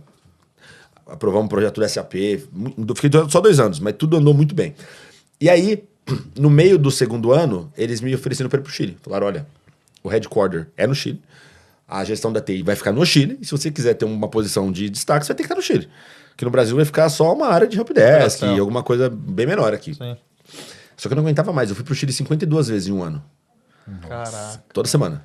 Eu acordava às 5 da manhã na segunda-feira, ia pro Chile, ficava até quarta. Às vezes fica até quinta, mas quando não ficava até quinta, eu ficava até quarta. Na quinta eu ia pro Peru e sexta pra Miami. Porque a sede, o hub da LAN na América do Sul é Lima e o hub da LAN Cargo é em Miami. Então eu tinha que fazer essa via sacra. Então eu não aguentava mais. E aeroporto, não aguentava mais. Eu tenho um cunhado que voava ABSA e ele ia muito pra Miami, muito pra Miami, Não, né? então era... E aí eu cansei. E aí eu falei, cara... Aí eu falei pra eles, olha, eu vou procurar um outro emprego no Brasil. Se eu não conseguir no final do ano, a gente pode fechar Chile. Aí eles foram super legais, falaram, beleza. Então a gente espera, você decide. E aí nisso, o meu chefe, que a gente não tinha assim, a melhor. É um cara que me respeitava, mas a gente não tinha uma relação a melhor próximo. do mundo, não. Ele falou: olha, tem uma posição na S, que estão com processo aberto lá, gerente de infra, das 5 empresas deles no Brasil. Eu posso mandar seu currículo lá. Eu falei, beleza. Eletropaulo. Na época eu cuidava da S Sul, S Eletropaulo, a S Uruguaiana, a S Serviços e. Eletropaulo. Foi Tietê, eu falei? Não. Tietê, STT, que é a geradora de energia. Aí fiz o processo, passei, e aí comecei na S em 2013, empresa de energia. E eu nunca repeti setor, né? Eu fui de telecom para aviação, aviação energia, saneamento e saúde. Até hoje nunca repeti setor. E aí outro mundo. Você cuidar de uma empresa, uma distribuidora de energia no Brasil... A parte de tecnologia. Você ficava na Vila Olímpia ali, no prédio da Vila Olímpia? A gente já tinha mudado para Alphaville. Então é outro mundo, porque a criticidade... Óbvio que a aviação é muito crítico. Sim. Só que nada como energia. Imagina, cara. Nada como energia. Então, tudo é muito crítico. Tem religador automático. Às vezes cai a energia na sua casa como se fosse um grande disjuntor que desarmou, né? Numa subestação. E você precisa de rede, né? Para ele ter uma religação automática. Se não tem nenhum fio partido, nada, ele volta. A energia volta. Essa piscada que a gente vê é isso. O religador automático voltando a energia. Se não tem rede na hora, ele não consegue religar. Aí Então, gera aquela treta de onde que tá o aí é o BO. caos. Aí é o caos instalado. Então, enfim... Aí foi uma escola. Aí foi muito legal. E quantos anos total de AS? Aí fiquei 5 anos na S. 5 anos. Depois de 2 anos e pouco, aí eu virei diretor. Caraca, então de tempo na época de Foram telefonia, 6 anos na Alcatel, 6 anos Alcatel, 2 anos de Latam, 5 na S. Caraca, ficou bastante tempo nas empresas até. Bastante. Aí eu fiquei 1 ano na BRK. Aí você assumiu Aí eu diretoria. virei diretor. 2 anos e pouco depois que eu tava lá, com 28 para 29 anos. 29 anos. Aí, de novo. Que é novo também. Diretor mais jovem na história da Eletropaulo. E na época eu acho que era 12 anos mais novo que o segundo diretor mais novo. Caraca, mano. Foi muito legal também. Aí começa tudo de novo, né? Começa a contar o reloginho e tem que ganhar experiência. E não errar e tudo mais. Mas isso era legal porque a essa altura, imagina que eu era gerente de infra. Tinha várias pessoas de sistemas. O natural não era eu ser o diretor. Era um cara mais negócio ali, né? Mas eu falava muito de negócio. Eu falava com a área de negócio. Era uma coisa que Já você já tinha veio lá de aprendido. trás. Você já veio Eu ia uma na área essa de bagagem, negócio. né? E aí, tanto é que quando eu viro diretor de TI, o presidente dá pra mim também a área de inovação. Que não tinha nada a ver com TI. Falava de carro elétrico, religador automático, mini micro geração, que estava começando geração aberta no Brasil, né? E a gente, na minha área, cuidava disso. Tinha uma área do lado da TI que eu cuidava. Então era muito de negócio. E aí assim foi. Aí eu saí de lá, fui pra BRK, saneamento, BRK ambiental, fiquei 1 ano. E eu ia ficar mais tempo, eu tava gostando de lá, mas aí apareceu uma oportunidade muito boa para trabalhar na Odontoprev. Então a gente vai segurar, vamos trazer o Vitão agora para essa... boa. Porque Boa. aí a gente já dá uma na parte do presente aqui. Aí vai começar a história que parece que é tudo muito conectado e de fato, né? E aí o Vitão, o Renatão, nas negociações dele pra sair de empresa, ele falava assim, eu preciso de mais uma vaga porque tem um brother meu que precisa. Quase isso, viu? Bom. Quando ele, quando ele saiu da Alcatel, eu fiquei lá mais tava lá cara, o primeiro mês foi um negócio de louco, porque não tinha mais ninguém responsável pela TI na empresa, tava um pouco bagunçado ainda, eu tava ali tocando o dia a dia, mas, cara, tava confuso, né? Ninguém tinha não tava claro como é que ia ficar, quem ia assumir, quem não ia. E aí tinha uma posição lá na TAM, que aí não era direto com ele, né? Mas era uma amiga dele que já tinha trabalhado na Alcatel, inclusive. Uma posição para cuidar do mesmo tema que quando eu entrei na Alcatel na primeira vez. Tá. E aí ele falou, pô, vou indicar meu amigo aqui, conheço ele, confio. Enfim, passei no processo e comecei a trabalhar em 2012 na TAM lá. Só que aí acho que a diferença é que eu fiquei muito mais tempo lá. Eu fiquei quase 5 anos na TAM. Então eu peguei o comecinho da fusão junto com o Renato e, cara, depois só Latam mesmo, que aí começou toda a gestão da TI começou de fato a ir pro Chile e é assim que tá lá hoje. Mas aí eu fiquei bastante tempo lá. Só que aí já chegou... Aí tiveram muitas mudanças. A Latam lá, a LAN mandava... Era quem mandava, vamos dizer assim. E assim, a gente... saía gente, entrava gente, e só vinha gente LAN pra comandar as coisas. Seja do cargo ou do Chile. E a gente, cara, começou a ficar sem opção aqui, né? E eu tava um pouco incomodado lá, e um dia ele me liga, ele falou, o que você tá fazendo aí? Eu falei, tô tocando alguns projetos. Aquele, não, quais? Aí eu mandei a lista de projetos que eu tava tocando. E tava tocando um monte de projeto lá, de Service Desk, de implementação de loja nova, o escritório de aeroporto, cara, tudo que era tipo de projeto lá que envolvia tecnologia. Aí eu mandei a lista. Aí deu, não sei quanto tempo depois, ele falou, ó, beleza, tem uma vaga aqui. Ele falou, um pouco mais... Um mundo talvez que você não conheça tanto. Ele até fez umas perguntas bem específicas, né, de infraestrutura. E aí eu não tinha resposta da Natan lá de tudo, porque eu não cuidava de toda aquela parte. Fui atrás das pessoas. Falou, não, tô fazendo trabalho na faculdade, queria entender uma coisa. Né? Aí respondi para ele, falou, bom, ele sabe o que ele tá falando. E aí eu entrei, na verdade, numa vaga na Tivity para atender a Eletropaulo. E a minha posição era de delivery. Então eu era responsável por todo o serviço que a Tivity entregava lá. E era uns contratos... Parrudo. Assim, bem parrudo, para não falar assim, fabuloso. Era um contrato fabuloso. Logo, a criticidade e a entrega era proporcional, né? Eu lembro que, assim, toda vez a gente cuidava dos sistemas de atendimento, SAP praticamente todo, e dentro do SAP também a parte de atendimento, CRM estava lá. E, cara, a gente brincava, choveu, a gente ficava, como é que tá o SAP? Eles já mandavam mensagem no WhatsApp lá. E era assim, além do SAP, toda a parte de billing, né, que do leiturista na ponta, tudo isso passava pelos nossos sistemas que estavam na Tivity. Cara, minha vida foi um inferno por 2 anos e meio. Meu telefone tocava todos os dias, a todas as horas. E a todas as horas mesmo, de madrugada, de sábado, de domingo, de Natal, tudo que você pode imaginar. Eu fiquei 2 anos e meio tentando sair de lá, não consegui. Mas assim... Eu estou falando um lado, vamos dizer, negativo. Vai ser uma grande aula para você. Era isso que eu ia falar. Eu acho que foi a minha escola. Mudou a sua vida no Tivity. Eu digo que... Assim, obrigado a aprender, né? Não tem como. E aí eu olhava assim e falei, não, eu posso sair daqui e ser gerente de tecnologia em qualquer lugar, porque o que eu passei aqui não tem como ser pior, assim, mais complexo, mais crítico. Não tem como.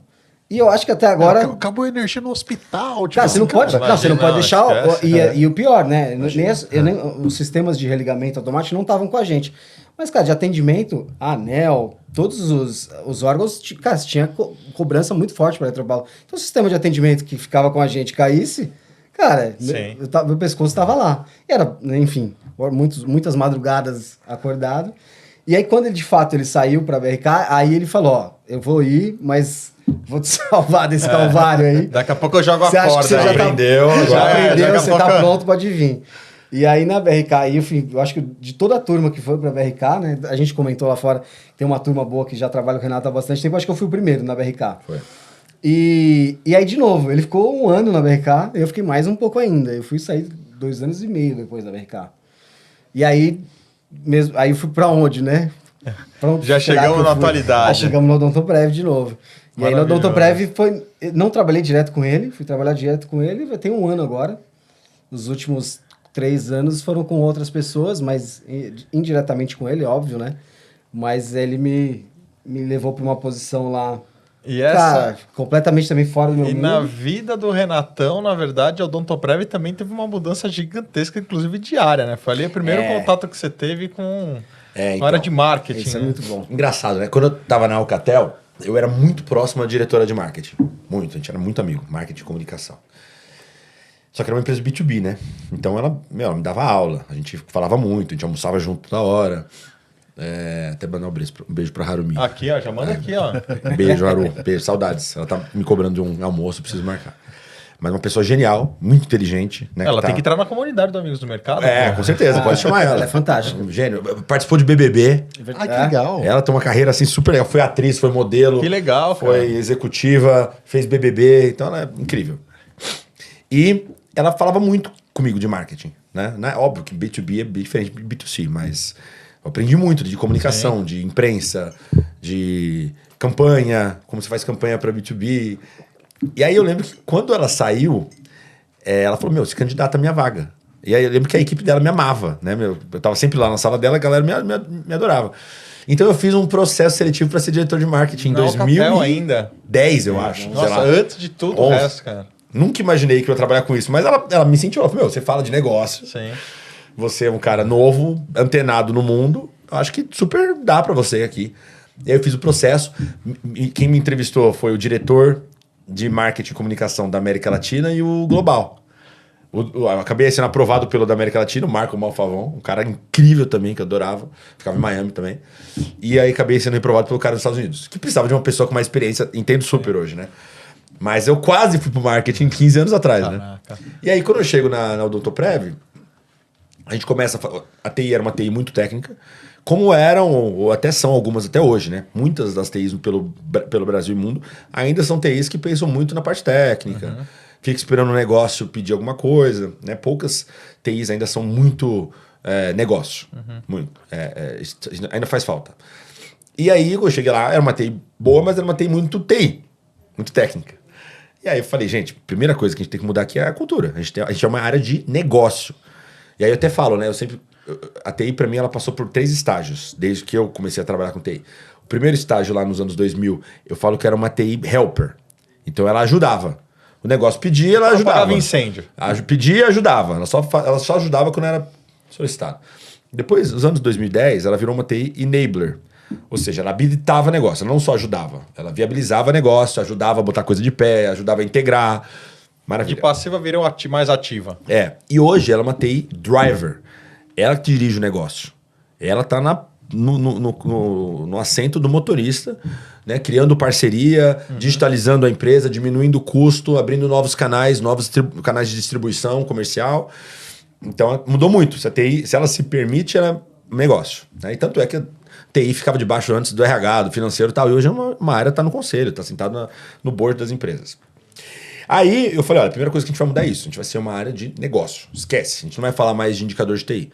A pergunta é, o que a nossa solução mexe no ponteiro da empresa? Se melhora a receita, se melhora a margem, se diminui custo, se melhora lucro. O que a gente vai fazer para melhorar o resultado da empresa? Então, um trabalho de lavagem cerebral que demora. É uma doutrina. O cara está acostumado a falar assim, ó, eu preciso trocar o servidor porque a gente vai melhorar a disponibilidade do sistema. E a disponibilidade do sistema vai mudar o que no negócio? É a famosa catequização. Preciso ir lá perguntar, eu não sei, tem que perguntar. Não, se a gente implementar essa solução aqui, a gente vai tirar a obsolescência técnica, beleza. E vai melhorar a retenção, vai trazer mais cliente, vai fazer o quê? Pô, a galera não está acostumada a responder isso, né? Sim. Então, beleza, aí começamos gerou um incômodo na público. Mas aí, ao mesmo tempo, a gente começou a gerar muito mais valor. Porque os projetos que a gente fazia, as soluções que a gente trazia, e a conversa que a gente tinha com o próprio negócio. Porque às vezes nem o negócio sabia. O negócio, preciso trocar meu sistema aqui XPTO. Por quê? Porque eu fui num evento e esse sistema é muito mais legal. Mas vai melhorar o quê se você trocar esse sistema? Qual a eficiência, né? E aí a gente começou a cobrar do negócio essas respostas que também não tinha. E aí, então eu tô lá, sei lá, há 1 ano, mais ou menos. E aí o presidente e a diretora de RH me chamam e falam, olha, a gente quer fazer uma mexida aqui e a gente gostaria que o marketing e digital e CX tudo ficasse debaixo de você. Aí eu falei, gente, eu não sou de marketing, né? Eu sou de TI, mas eu gosto de negócio. Então, se vocês acham que... Eu vou aprender. Se vocês tiverem tempo para eu aprender, pode ficar tranquilo que vai dar certo. Eu falei, sou diretor estatutário aqui, eu estou a serviço da empresa. O que vocês pedirem para eu fazer, eu vou fazer. Mas só preciso de tempo. Eu falei, beleza, vamos embora. E aí a gente conseguiu fazer muita coisa legal. Muita coisa legal. Em redes sociais, porque assim, o que eu sempre conto pro meu time, né? A história, para mim, o marketing hoje, ele é muito tecnológico. Sim. Muito. Como é que você fazia uma campanha em 1998? Você olhava lá, com quem que eu quero falar? Eu quero falar com mulheres de 35, 45 anos, casadas, com filho, classe C. Beleza. Aí você fala, pô, beleza, eu vou fazer uma campanha e vou colocar no intervalo da novela das 9, porque eu acho que ela vai estar sentada assistindo. E você botava lá e rezava pra ela estar assistindo. E aí você não tinha certeza se tinha alcançado o alvo. Né? Hoje não. Enquanto tinha dispersado, né? Porque, pô, eu sei que a TV na casa dela tá ligada, mas se ela tá sentada na hora, fazendo. Hoje não, você pega o Meta, ou Google, qualquer coisa, e fala assim: olha, eu quero colocar de target aqui essa mulher de 30, 35, 45 anos, casada, com 2 filhos, que mora em São Paulo, classe C, que tenha procurado por dente na rede social nos últimos 10 dias. E vai diretamente para aquela pessoa. Então, conheço pouco disso. A tecnologia da louca. A assertividade, né? A assertividade que você ganha, sem contar a persona, CX, experiência, jornada, tudo. Né? A tecnologia ela possibilita você ter um marketing hoje muito mais assertivo. E outra coisa, e você tem uma margem de manobra ali para você ir mudando. E teste o custo disso, gente, lógico, comparado com o que era antes, é uma loucura. A gente brincava, antigamente você fazia um anúncio numa revista, você tinha que esperar 7 dias para ter uma nova edição para você mudar o anúncio. Imagina. Hoje em dia você lança uma campanha A, B, lembra da errata? Saía na próxima edição. 3 dias depois você já sabe como é que tá indo, qual que é o criativo que tá mais performando. Então assim, se você pensar em negócio, né, pensar em dados, um pouquinho de conhecimento de tecnologia e um pouco de conhecimento de marketing, você consegue hoje fazer muita coisa. E foi essa jornada que a gente criou. Então a gente melhorou muito redes sociais, a gente melhorou muito o aplicativo, jornada, experiência, pesquisa. A gente não tinha área de pesquisa, a gente criou área de pesquisa. Nosso e-commerce evoluiu bastante. Então, muitos fundamentos de marketing apoiados em tecnologia. Né? Então, é isso. Os últimos 5 anos, vai fazer 5 anos agora em outubro, que eu estou cuidando dessa área. Não só essa, né? Como eu comentei, tem outras áreas também. Mas eu acho que a evolução que a gente teve é incrível. Num ticket médio de odontologia que é muito menor do que saúde e outras coisas. Então a gente não tem o dinheiro de marketing que uma empresa gigantesca de saúde tem, porque o ticket é muito diferente, né? O plano dental ele cabe muito no bolso das pessoas. Você viu quando o bichinho do marketing picou a pessoa quando ele começa a vestir camiseta preta e calça jeans, cara. Aí você vê que mas ó, na época da TI eu já era assim, acredita? Esse era o meu uniforme desde a época da Eu faculdade. fui disruptivo na TI, porque todo mundo usava terno e eu usava calça jeans, tênis Vans e camiseta. Cultura. Camiseta e blazer. E a galera queria me matar. Camiseta preta e calça jeans é meu uniforme de moleque já, cara. Os outros diretores queriam me matar, porque eu já fazia isso na época da TI. E agora conseguiu até bermuda no verão, Agora né? tem bermuda. Evoluímos, Mudou muita coisa lá. Não, muita é legal, cara. Então é isso, aí é isso. Eu acho que, né, eu sempre digo isso, né? Qual que é o pessoal me pergunta? Qual que é até tem um Instagram, se alguém quiser me seguir, Renato Costa, com 3 As no final. Eu falo sobre carreira. Que legal. Certo? É muito legal. Me sigam. Aqui. Fazer um merchan meu aqui. Não, já fala aí, eu quero saber desse projeto aí teu também. Depois a gente vai falar do podcast aqui no final. Mas Renato Costa, 3 As no final. Aí, o pessoal pergunta, qual que é o profissional do presente e do futuro? Pra mim é muito claro, né? O cara do presente é uma pessoa que entende profundamente do negócio, né? Entende do processo de negócio, de como ganhar mais dinheiro, de como melhorar resultado e sabe como aplicar tecnologia. Como que a tecnologia aplicada a esse processo vai melhorar resultado. Tanto o cara de TI que entende de negócio, como o cara de negócio que entende de TI, esses caras são muito importantes hoje. Sim. Né? Vai morrer só aquele cara de TI que só fala tecnicamente e aquele cara de negócio que não sabe aplicar tecnologia ao negócio dele. Porque tudo vai ter aplicação de tecnologia. Né? Então, acho que é isso. As pessoas precisam fazer essa virada. Aquela história que antigamente, numa empresa, a marketing era um setor, a TI era um setor tal, e hoje essas áreas são o epicentro do rolê todo, porque tudo gira em torno dessa da tecnologia. Hoje de em marketing. dia, você vai conversa com muito fornecedor e aí eles falam, mas como assim, Renato, marketing é TI? O que ele é, né? Eu falo, cara, enfim... Só negócio. É tudo isso, mas, cara, eu só vejo oportunidade. É igual a gente tá falando aqui. O que você faz hoje sem tecnologia? Nada. Como é que você chega em todos esses lugares? Eu queria fazer uma pergunta para ele. O que dá mais trabalho? TI, você me respondeu isso também. Essa é boa. TI, marketing ou sustentabilidade? Eu falo o seguinte, que o que me dá mais trabalho é marketing, o que dá mais preocupação é TI e o que dá mais prazer é sustentabilidade. É ESG. É legal. E não foi combinado essa pergunta. É isso mesmo. Não, mas não, imagina, tem 3 chapéus Eu na até empresa. respondo outra coisa também, que eu sou... Essa é uma teoria minha também. Para mim, daqui a 5, 10 anos, as empresas mais modernas, as startups que nascem digital, primeiro elas vão ter um departamento só. TI. E aí dentro de TI vai ter uma pessoa de marketing, uma pessoa de RH, uma pessoa do financeiro. Porque os processos, eles vão estar todos automatizados. As empresas novas, né? As empresas que têm legado não vai acontecer isso. Assim como o mundo muda, mas muda mais rápido para quem não tem legado. Né? Que você já nasce... Então, eu acho que empresas pequenas, startups, nascendo do zero, vão ter só tecnologia. E aí um especialista de processo de cada área ali ajudando, botando o processo no ar, testando, validando. Faz sentido, pô, faz sentido. Faz sentido. Vai ser assim, vamos ver, né? E Me cobrem depois. e o Renato, ele é uma fábrica de cortes. Eu tô aqui conversando com vocês, eu vou anotando, né? Assim, esse momento que dá um corte. Tem 18 cortes. É maravilhoso. Show, maravilha. Pode fazer, vai lá. Showman, porra. Ô, Vitão, e aí depois, como é que foi aí? Chegou o convite ao Odontoprev? Cara, aí eu fui para o Odontoprev para uma área de qualidade, que não era a minha praia. E eu tinha 2 opções, né? Eles me propuseram, ele e o Anderson na época, cuidar na área de arquitetura, que é uma área bem mais técnica, de infraestrutura, ou cuidar da área de qualidade com 12 pessoas. Eu falei, cara, 12 pessoas, nunca cuidei de tanta gente assim. E arquitetura, infra, sempre tá... Falei, vamos cuidar de 12 pessoas, vamos ver o que vai ser. E aí aceitei esse desafio, tava lá cuidando de 12 pessoas. O meu chefe na época, cara, tava feliz com o trabalho, as coisas estavam indo bem. Para mim foi um desafio muito grande, cara, ter que depender do cara de infraestrutura, que era eu. Eu sabia pedir, mas às vezes você sentia, o cara se demorava um pouco, você falava, esse cara tá me enrolando, você sabe o que tá acontecendo. Então acho que foi um pouco difícil, mas logo surgiu, acho que em um ano, surgiu uma vaga na área de infraestrutura. E aí ele e o Carlos olharam e falaram, cara, tem alguém aqui, a vaga apareceu, né? uma pessoa saiu, tem uma pessoa aqui dentro que a gente confia, e aí acho que se encaixou tudo de novo. E aí eu tô na gestão da infraestrutura e cibersegurança da Odontoprev, e acho que agora, direto com o Renato faz 1 ano, mas na área já são 3 anos aí, os 4 anos total de Odontoprev. Que legal, E acompanhando todas essas mudanças que ele falou, a história de ir todo mundo trabalhar não de terno e gravata, que já não ia Sem mais. gravata, mas terno. Mas de terno, de camisa, calça, aquela coisa mais...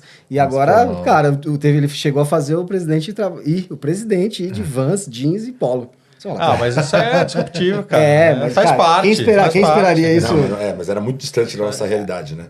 Não, Essa imagino, mudança de- imagino, cara. Essa mudança de cultura tem sido muito legal também acompanhar lá.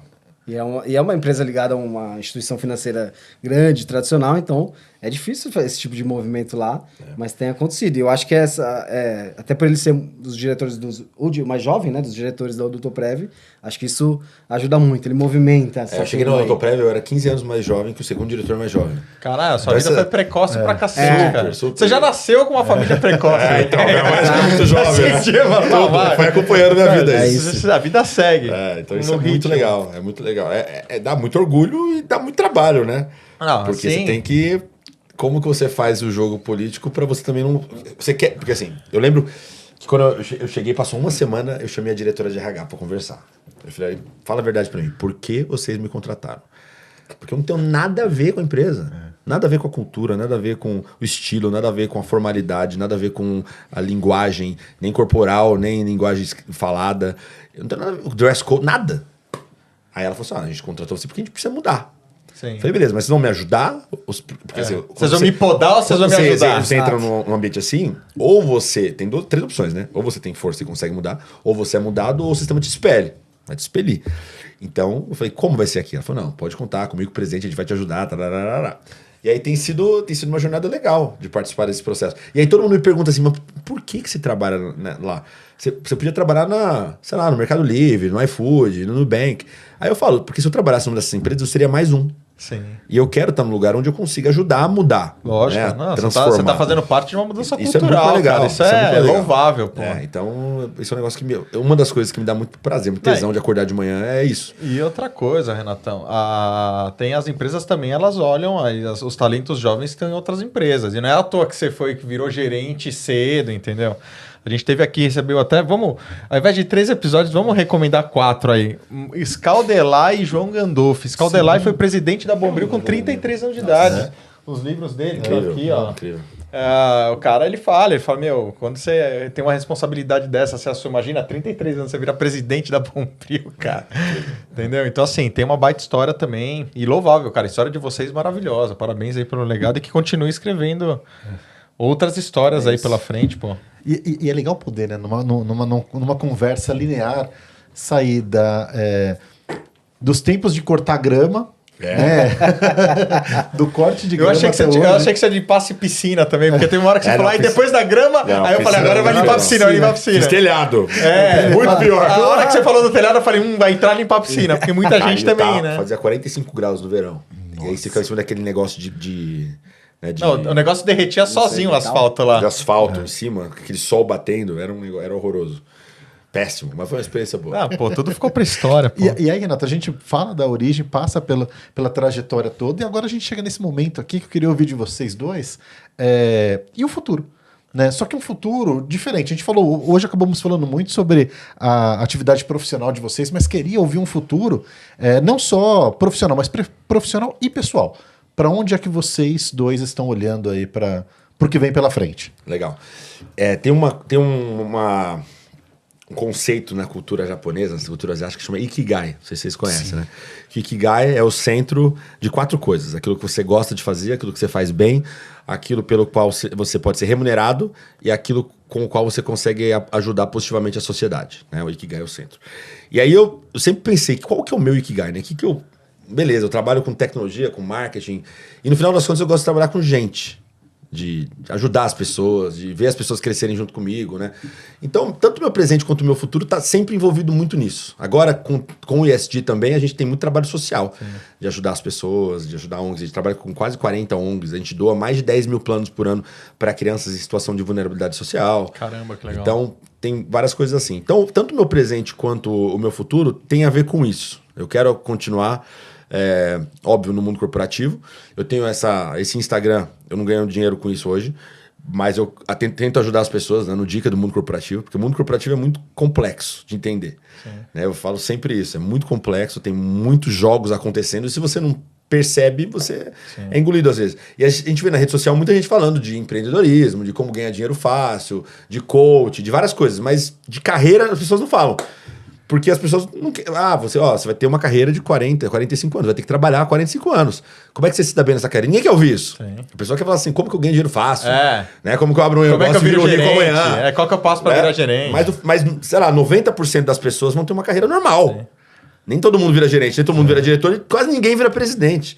Então eu quero ajudar as pessoas nesse sentido, contar essas histórias para que as pessoas consigam aprender e ter uma carreira bem-sucedida. Né? Que se ela não der a sorte de ficar rica rápido, que provavelmente não vai acontecer, que ela tenha uma carreira bem-sucedida e feliz. Que tem que ter uma leitura sobre o mercado, que às vezes o que falta é uma leitura sobre aquilo que está acontecendo com você. Exato. As pessoas, primeiro, que não têm um plano. Difícil, né? Onde você quer chegar, quanto tempo, como você vai fazer. Segundo, eu falo sempre, elas não se comparam. Todo mundo diz assim, mas é errado se comparar. A primeira coisa que eu sempre fiz na minha carreira é me comparar. Eu sou gerente, eu quero virar diretor. Beleza. Como é a carreira das pessoas que viraram diretor? Que tipo de formação tem? Quantos anos de experiência tem? Qual idioma que fala? Por que caminho passaram? Por que vagas passaram antes? Porque eu preciso me comparar com as pessoas que já estão lá. E as pessoas não se comparam. É benchmark, é referência. Exato. Então tem que comparar. Então eu acho que é muito importante isso. Ter um plano, se comparar e no final fazer uma leitura de como as coisas estão acontecendo. Porque também são sinais. Né? Todo ano tem promoção na minha área, nunca sou eu. E aí, o que está acontecendo? Será que as pessoas que tomam decisão enxergam você como alguém promovível? Talvez não. E essas conversas difíceis tem que ter. Para você conseguir sair, mudar de ambiente. E tem muita gente que tem cultura, que tem um monte de estudo e tal, e não tem marketing pessoal, né? E claro, e aí tem isso também. Quem não socializa, você entendeu? Quem não se vende. E não é... Eu acho que uma palavra muito importante é autenticidade. Sim. Você tem que ser autêntico e tem que ter coragem. Outro dia eu tava conversando com um menino lá na empresa, ele fez uma pergunta pra mim aleatória, eu lembro qual foi, e eu falei, olha, a gente tem que ter coragem de fazer isso. Ele falou, putz, mas se der errado, né? Eu falei, se der errado, qual que é a pior coisa que podem fazer com você? Ele falou, não sei. Me demitir? Eu falei, só. Você não tá cometendo nenhum crime, você não tá sendo negligente, você tá testando uma coisa que pode dar certo e pode dar errado. Você tem que ter coragem para fazer. Aí se tudo der errado, procura outro emprego. Tem outro emprego. Ou se você é um cara bom, você arruma outra posição. Então falta isso das pessoas, de serem autênticas e terem coragem. E eu acho que é isso. É aquela história, melhor pedir perdão do que permissão, muitas vezes, né? Isso foi uma coisa que nunca me faltou. Eu sempre tive coragem. Eu lembro uma vez que eu era gerente e eu tinha sido prometido que eu ia virar diretor em um ano. Né? E aí não rolou, tava demorando. E eu lembro que apareceu uma outra posição, numa outra área, e eu fui direto no presidente. Eu tinha o meu diretor, o VP e o presidente, né? 3 níveis. Aí marquei com a secretária, falei, eu quero falar com o fulano. Aí fui lá, ele falou, o que você precisa? Eu falei, não, tô sabendo que tem uma vaga aí e tal. Ele falou, mas o que tem? Eu falei, eu quero essa vaga. Aí ele olhou pra minha cara assim... Falou, não, mas, você pode virar diretor na sua área. Mas tá bom, mas não quero mais esperar, já esperei. Se vocês me enxergam como um talento, eu quero essa posição. Aí lembro que deu um carnaval lá depois, meu chefe ficou bravo que eu fui direto no presidente. Deu um bypass lá. E aí passou, sei lá, 2 meses eu virei diretor. Então, a carreira é minha. Sim. Certo? Se desse errado, pior que eles não estavam cometendo nenhum crime ali, nada, me manda embora. Se vocês acham que eu não tenho perfil para estar na empresa, né? Então acho que é isso, autoestima, coragem, autenticidade. É melhor ficar vermelho uns minutos do que ser amarelo a vida inteira. O cara tem muita coragem. O cara chegou e chamou pro podcast dele o Minotauro. É verdade. Pô, e o Minotauro falou que eu tô bem fisicamente. Eu fiquei feliz. Ele deu um feedback pra mim. Feedback foi positivo. Você sabe que eu fiz Tim Nogueira uma época academia. Fiz boxe na Tim Nogueira. Ah, você fez? Na Tim Nogueira tinha a continuação da Bartina, ministro Ferreira Alves, tinha uma Tim Nogueira gigante. Eu fiz lá boxe um tempo lá. Legal, não, foi Minotauro figuraça. E foi legal trazer os insights do esporte pra cá? Como é que foi esse papo? Esse projeto nosso, que a gente tá vendo qual vai ser o tamanho do projeto, mas é um podcast que a gente lançou pra falar sobre bem-estar. O nosso ramo é saúde odontológica, né? Mas A saúde bucal ela tem dois aspectos. Primeiro, tem de saúde mesmo. A boca é a maior cavidade do corpo humano exposta ao meio ambiente, né? Por onde entram micro-organismos, bactérias e tudo mais. Então, várias doenças que a gente tem no corpo começam pela boca. Então, a boca é um fator muito importante de saúde. Só que o segundo é de autoestima.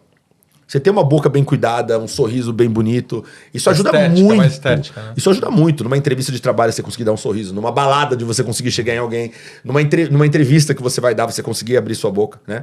Então a gente quer falar como que esse aspecto de bem-estar, de corpo, de mente e de estética interferem na vida de uma pessoa, para achar equilíbrio entre vida pessoal e profissional, equilíbrio na vida familiar, equilíbrio na vida social. Então a gente gravou 4 episódios para começar, né? Vão ser a primeira temporada. O primeiro foi lançado semana passada, que é Bem-Estar Físico, com o Minotauro. A gente vai ter... Não sei se pode anunciar ainda. Acho que pode anunciar, sim. Vai ter um episódio com o Rodrigo Mussi, que sofreu aquele acidente, né? Pô, como você se recupera de uma situação tão trágica na sua vida. Que tem a ver com o bem-estar também. Tem um bem-estar mental dele. Tem um de outro bem-estar mental com a Yasmin Yassine, que é a minha que tem um podcast, que faz a voz do Cebolinha, do Google. Ela faz o pai dela, o Racha o Bico. Ela é maravilhosa. O pai dela é árabe, né? Libanês lá, e ela... Isso, ele é libanês. E outro com o Chico Felitti, também aquele jornalista incrível. Tem várias histórias legais. Uma delas é da mulher da casa abandonada. Sim. Né? Falando um pouco de bem-estar social. Folha, né? Bem-estar social. Qual a importância de ele contar a história das pessoas, tentando promover o bem-estar social na sociedade. Então é isso, acho que contar histórias e esse projeto nosso é para falar com as pessoas sobre bem-estar e juntar a nossa marca com isso. E você estava falando do conceito japonês lá, o seu lance é identificar qual que é o seu core de cada uma dessas janelas. Então, assim. O meu lance é, gente, isso que eu descobri. Né? Eu tô feliz se eu tô ajudando as pessoas, ajudando profissionalmente, pessoalmente, espiritualmente, emocionalmente, de todas as maneiras. E aí, óbvio que eu consigo ajudar no meu trabalho, eu consigo ajudar num projeto como esse, eu consigo ajudar no meu Instagram. Eu fui pastor evangélico 5 anos. Caraca, que louco. Então ajudei muitas pessoas. Hoje eu carrego a bandeira da diversidade também, que para mim é uma coisa muito importante. Sim, e eu tento também ajudar as pessoas que têm, de alguma forma, são parte de algum grupo minoritário e que se sentem diminuídas, ou injustiçadas, ou excluídas, ou discriminadas. Né? Então, na empresa eu sou líder do grupo LGBTQIAPN+, mas a gente ajuda em todas as frentes. Animal, né? Então, top, cara. É gente, o negócio é gente e eu quero continuar ajudando. Sensacional, cara. Muito bom, muito bom, muito bom. Que legal. E Vitor, e você, cara? Quando você olha pra frente aí, tanto no aspecto profissional como pessoal? Cara, vamos lá. Eu acho que profissionalmente quero continuar bebendo dessa fonte aqui, entre outras, né? Acho que tem vários grandes exemplos na própria Odontoprev, enfim. Para continuar minha carreira, acho que eu gosto muito do mundo de tecnologia e segurança, então meu objetivo é focar nisso e virar um grande executivo de sucesso aí, ter mais sucesso ainda. E pessoalmente, assim, bom, eu estou num momento especial da minha vida pessoal mesmo, meu filho nasce em junho. Olha que legal, primeiro filho? Primeiro filho. Então, acho que esse tem sido o projeto dos últimos meses e vai ser dos próximos, né? Dos próximos anos, meu amigo. Exatamente. Aqui tem uma experiência embarcada. Meu pai fala, minha esposa, todo mundo fala que não é dos próximos anos, é pra vida inteira, né? Que você nunca vai mais ter uma noite tranquila sem mas é legal, cara, é legal. Mas acho que tem uma a vida transforma uma contrapartida, acho que bom, provavelmente impagável. Dizem que você só tem certeza, você só sente tudo quando você pega, né? A primeira, porque até então meu corpo tá normal, eu não tô gerindo ninguém, então a gente vai... E assim, eu acho que o Renato falou bastante de pessoas, eu acho que é muito importante ele ter essa visão, né, de aplicar isso para o máximo de pessoas que ele pode. Eu enxergo o mundo assim, que eu acho que o que eu puder fazer ao meu alcance, seja com um colega de trabalho, um fornecedor que vai na sua casa e por aí vai, eu procuro ser uma boa pessoa, tratar as pessoas bem, meus parceiros bem, de forma honesta, justa, porque, cara, eu acho que o mundo é feito disso, né? Então, se eu tratar bem meu colega, cara, naturalmente, o dia que eu precisar, eu imagino, se ele for uma boa pessoa também, eu acredito que a maioria das pessoas do mundo vai ser recíproco, então eu levo aí por esse princípio. Muito bom, Vitão. Sensacional, cara. Vitão vai ser papai, hein, cara. Pois é. Beleza, então. Vai ter que fazer a Ó, despedida o- sem quê, né? sem filho, cara. Berço já tá montado, a cômoda, cara, faltam pequenos detalhes aí pra chegar. Cara, tem que curtir, porque, meu, é muito rápido. Não, Né? Lu, você sabe que a gente acabou não... A gente sempre fala sobre as fases, né? Da paternidade e tal. Sabe que eu vivi por uma fase muito importante. Esses dias a gente não conseguiu conversar a respeito disso. Tem a ver com o seu xará, né? Com o seu xará, Vitor. Vitão saiu de casa. Ah, você contou pra mim. Vitão aí. tá morando numa república, né? Vitão tá morando ele e 2 amigos, cara. Lá em São Maravilhoso, Caetano. cara. Olha aí. Não, ele saiu de São Caetano pra morar em São Caetano com amigo. Não, Mas maravilhoso, excelente, cara. né? Mas, cara, maravilhoso. Mas isso pra te dizer que é o seguinte, cara. Eu lembro com muita clareza, cara, que faz poucos dias que eu tava nesse momento. Cara, que ele tava pra nascer, cara, já saiu fora. Mas eu ouvi, eu acho que o Karnal falando recentemente num podcast que você tem certeza que você fez um bom É trabalho. o sucesso da paternidade. É, quando seu filho não depende mais de você. É quando ele não quer mais ficar quando com ele você. Não quer mais passar o Natal com você. Parabéns, você fez um ótimo trabalho. É o comentário que eu ia fazer. Cara, é isso aí, você tem que criar seu filho pro mundo, não pra você, Isso, né? cara, é o maior reflexo do sucesso que você teve como pai. Quando seu filho já não quer mais passar o Natal, porque fala assim, ó, eu tô lá, eu vou trabalhar, eu tô indo morar, eu tô indo tal. Cara, desgarrou, você fez o seu papel muito bem isso aí. feito.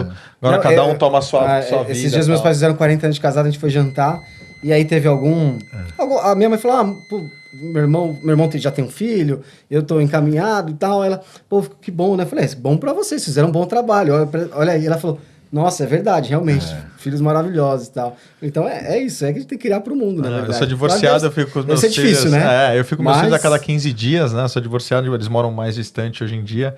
Cara, é intenso. Quando a gente tá junto, meu Deus, cara. A gente curte muito, assim, muito, troca muita ideia. Aí outro dia eu gosto de fumar charuto no final de semana, eu tava fumando charuto, aí os dois ficaram na sacada, lá, uma fumaceira, aí os dois, não, a gente quer ficar com você aqui e tal. Começando com eu falei, reunião de pauta. Mas é maravilhoso, cara. Bem-vindo ao mundo, você vai curtir pra caramba. E Marcão, Obrigado. fala em curtiu. Você curtiu? Então, muito bom, cara. Cara, esse é o produto que eu mais gosto do fazer mercado, isso, gente. Cara, 83 conversas, né? A de hoje foi incrível, né? Muito obrigado pelo carinho de vocês, pela disponibilidade de abrirem suas histórias, deixarem tantas coisas bacanas para nossa audiência, que é a audiência de vocês também. Boa parte de quem vai assistir isso daqui são seus amigos também, né? Então quero muito agradecer, né? E convidar você, meus amiguinhos, para assistir não só esse episódio, mas tantos outros que já passaram por lá. Sigam a gente nas redes sociais, né? E é isso daí, Lu. Brinde Fechado? final. Brinde final? Vamos lá, gente. Saúde e Final. sucesso sempre. Valeu. Viva! Obrigado, hein? Ó, um beijo, galera. Até semana que vem, hein? Valeu. Valeu, tchau, tchau. Tchau, tchau.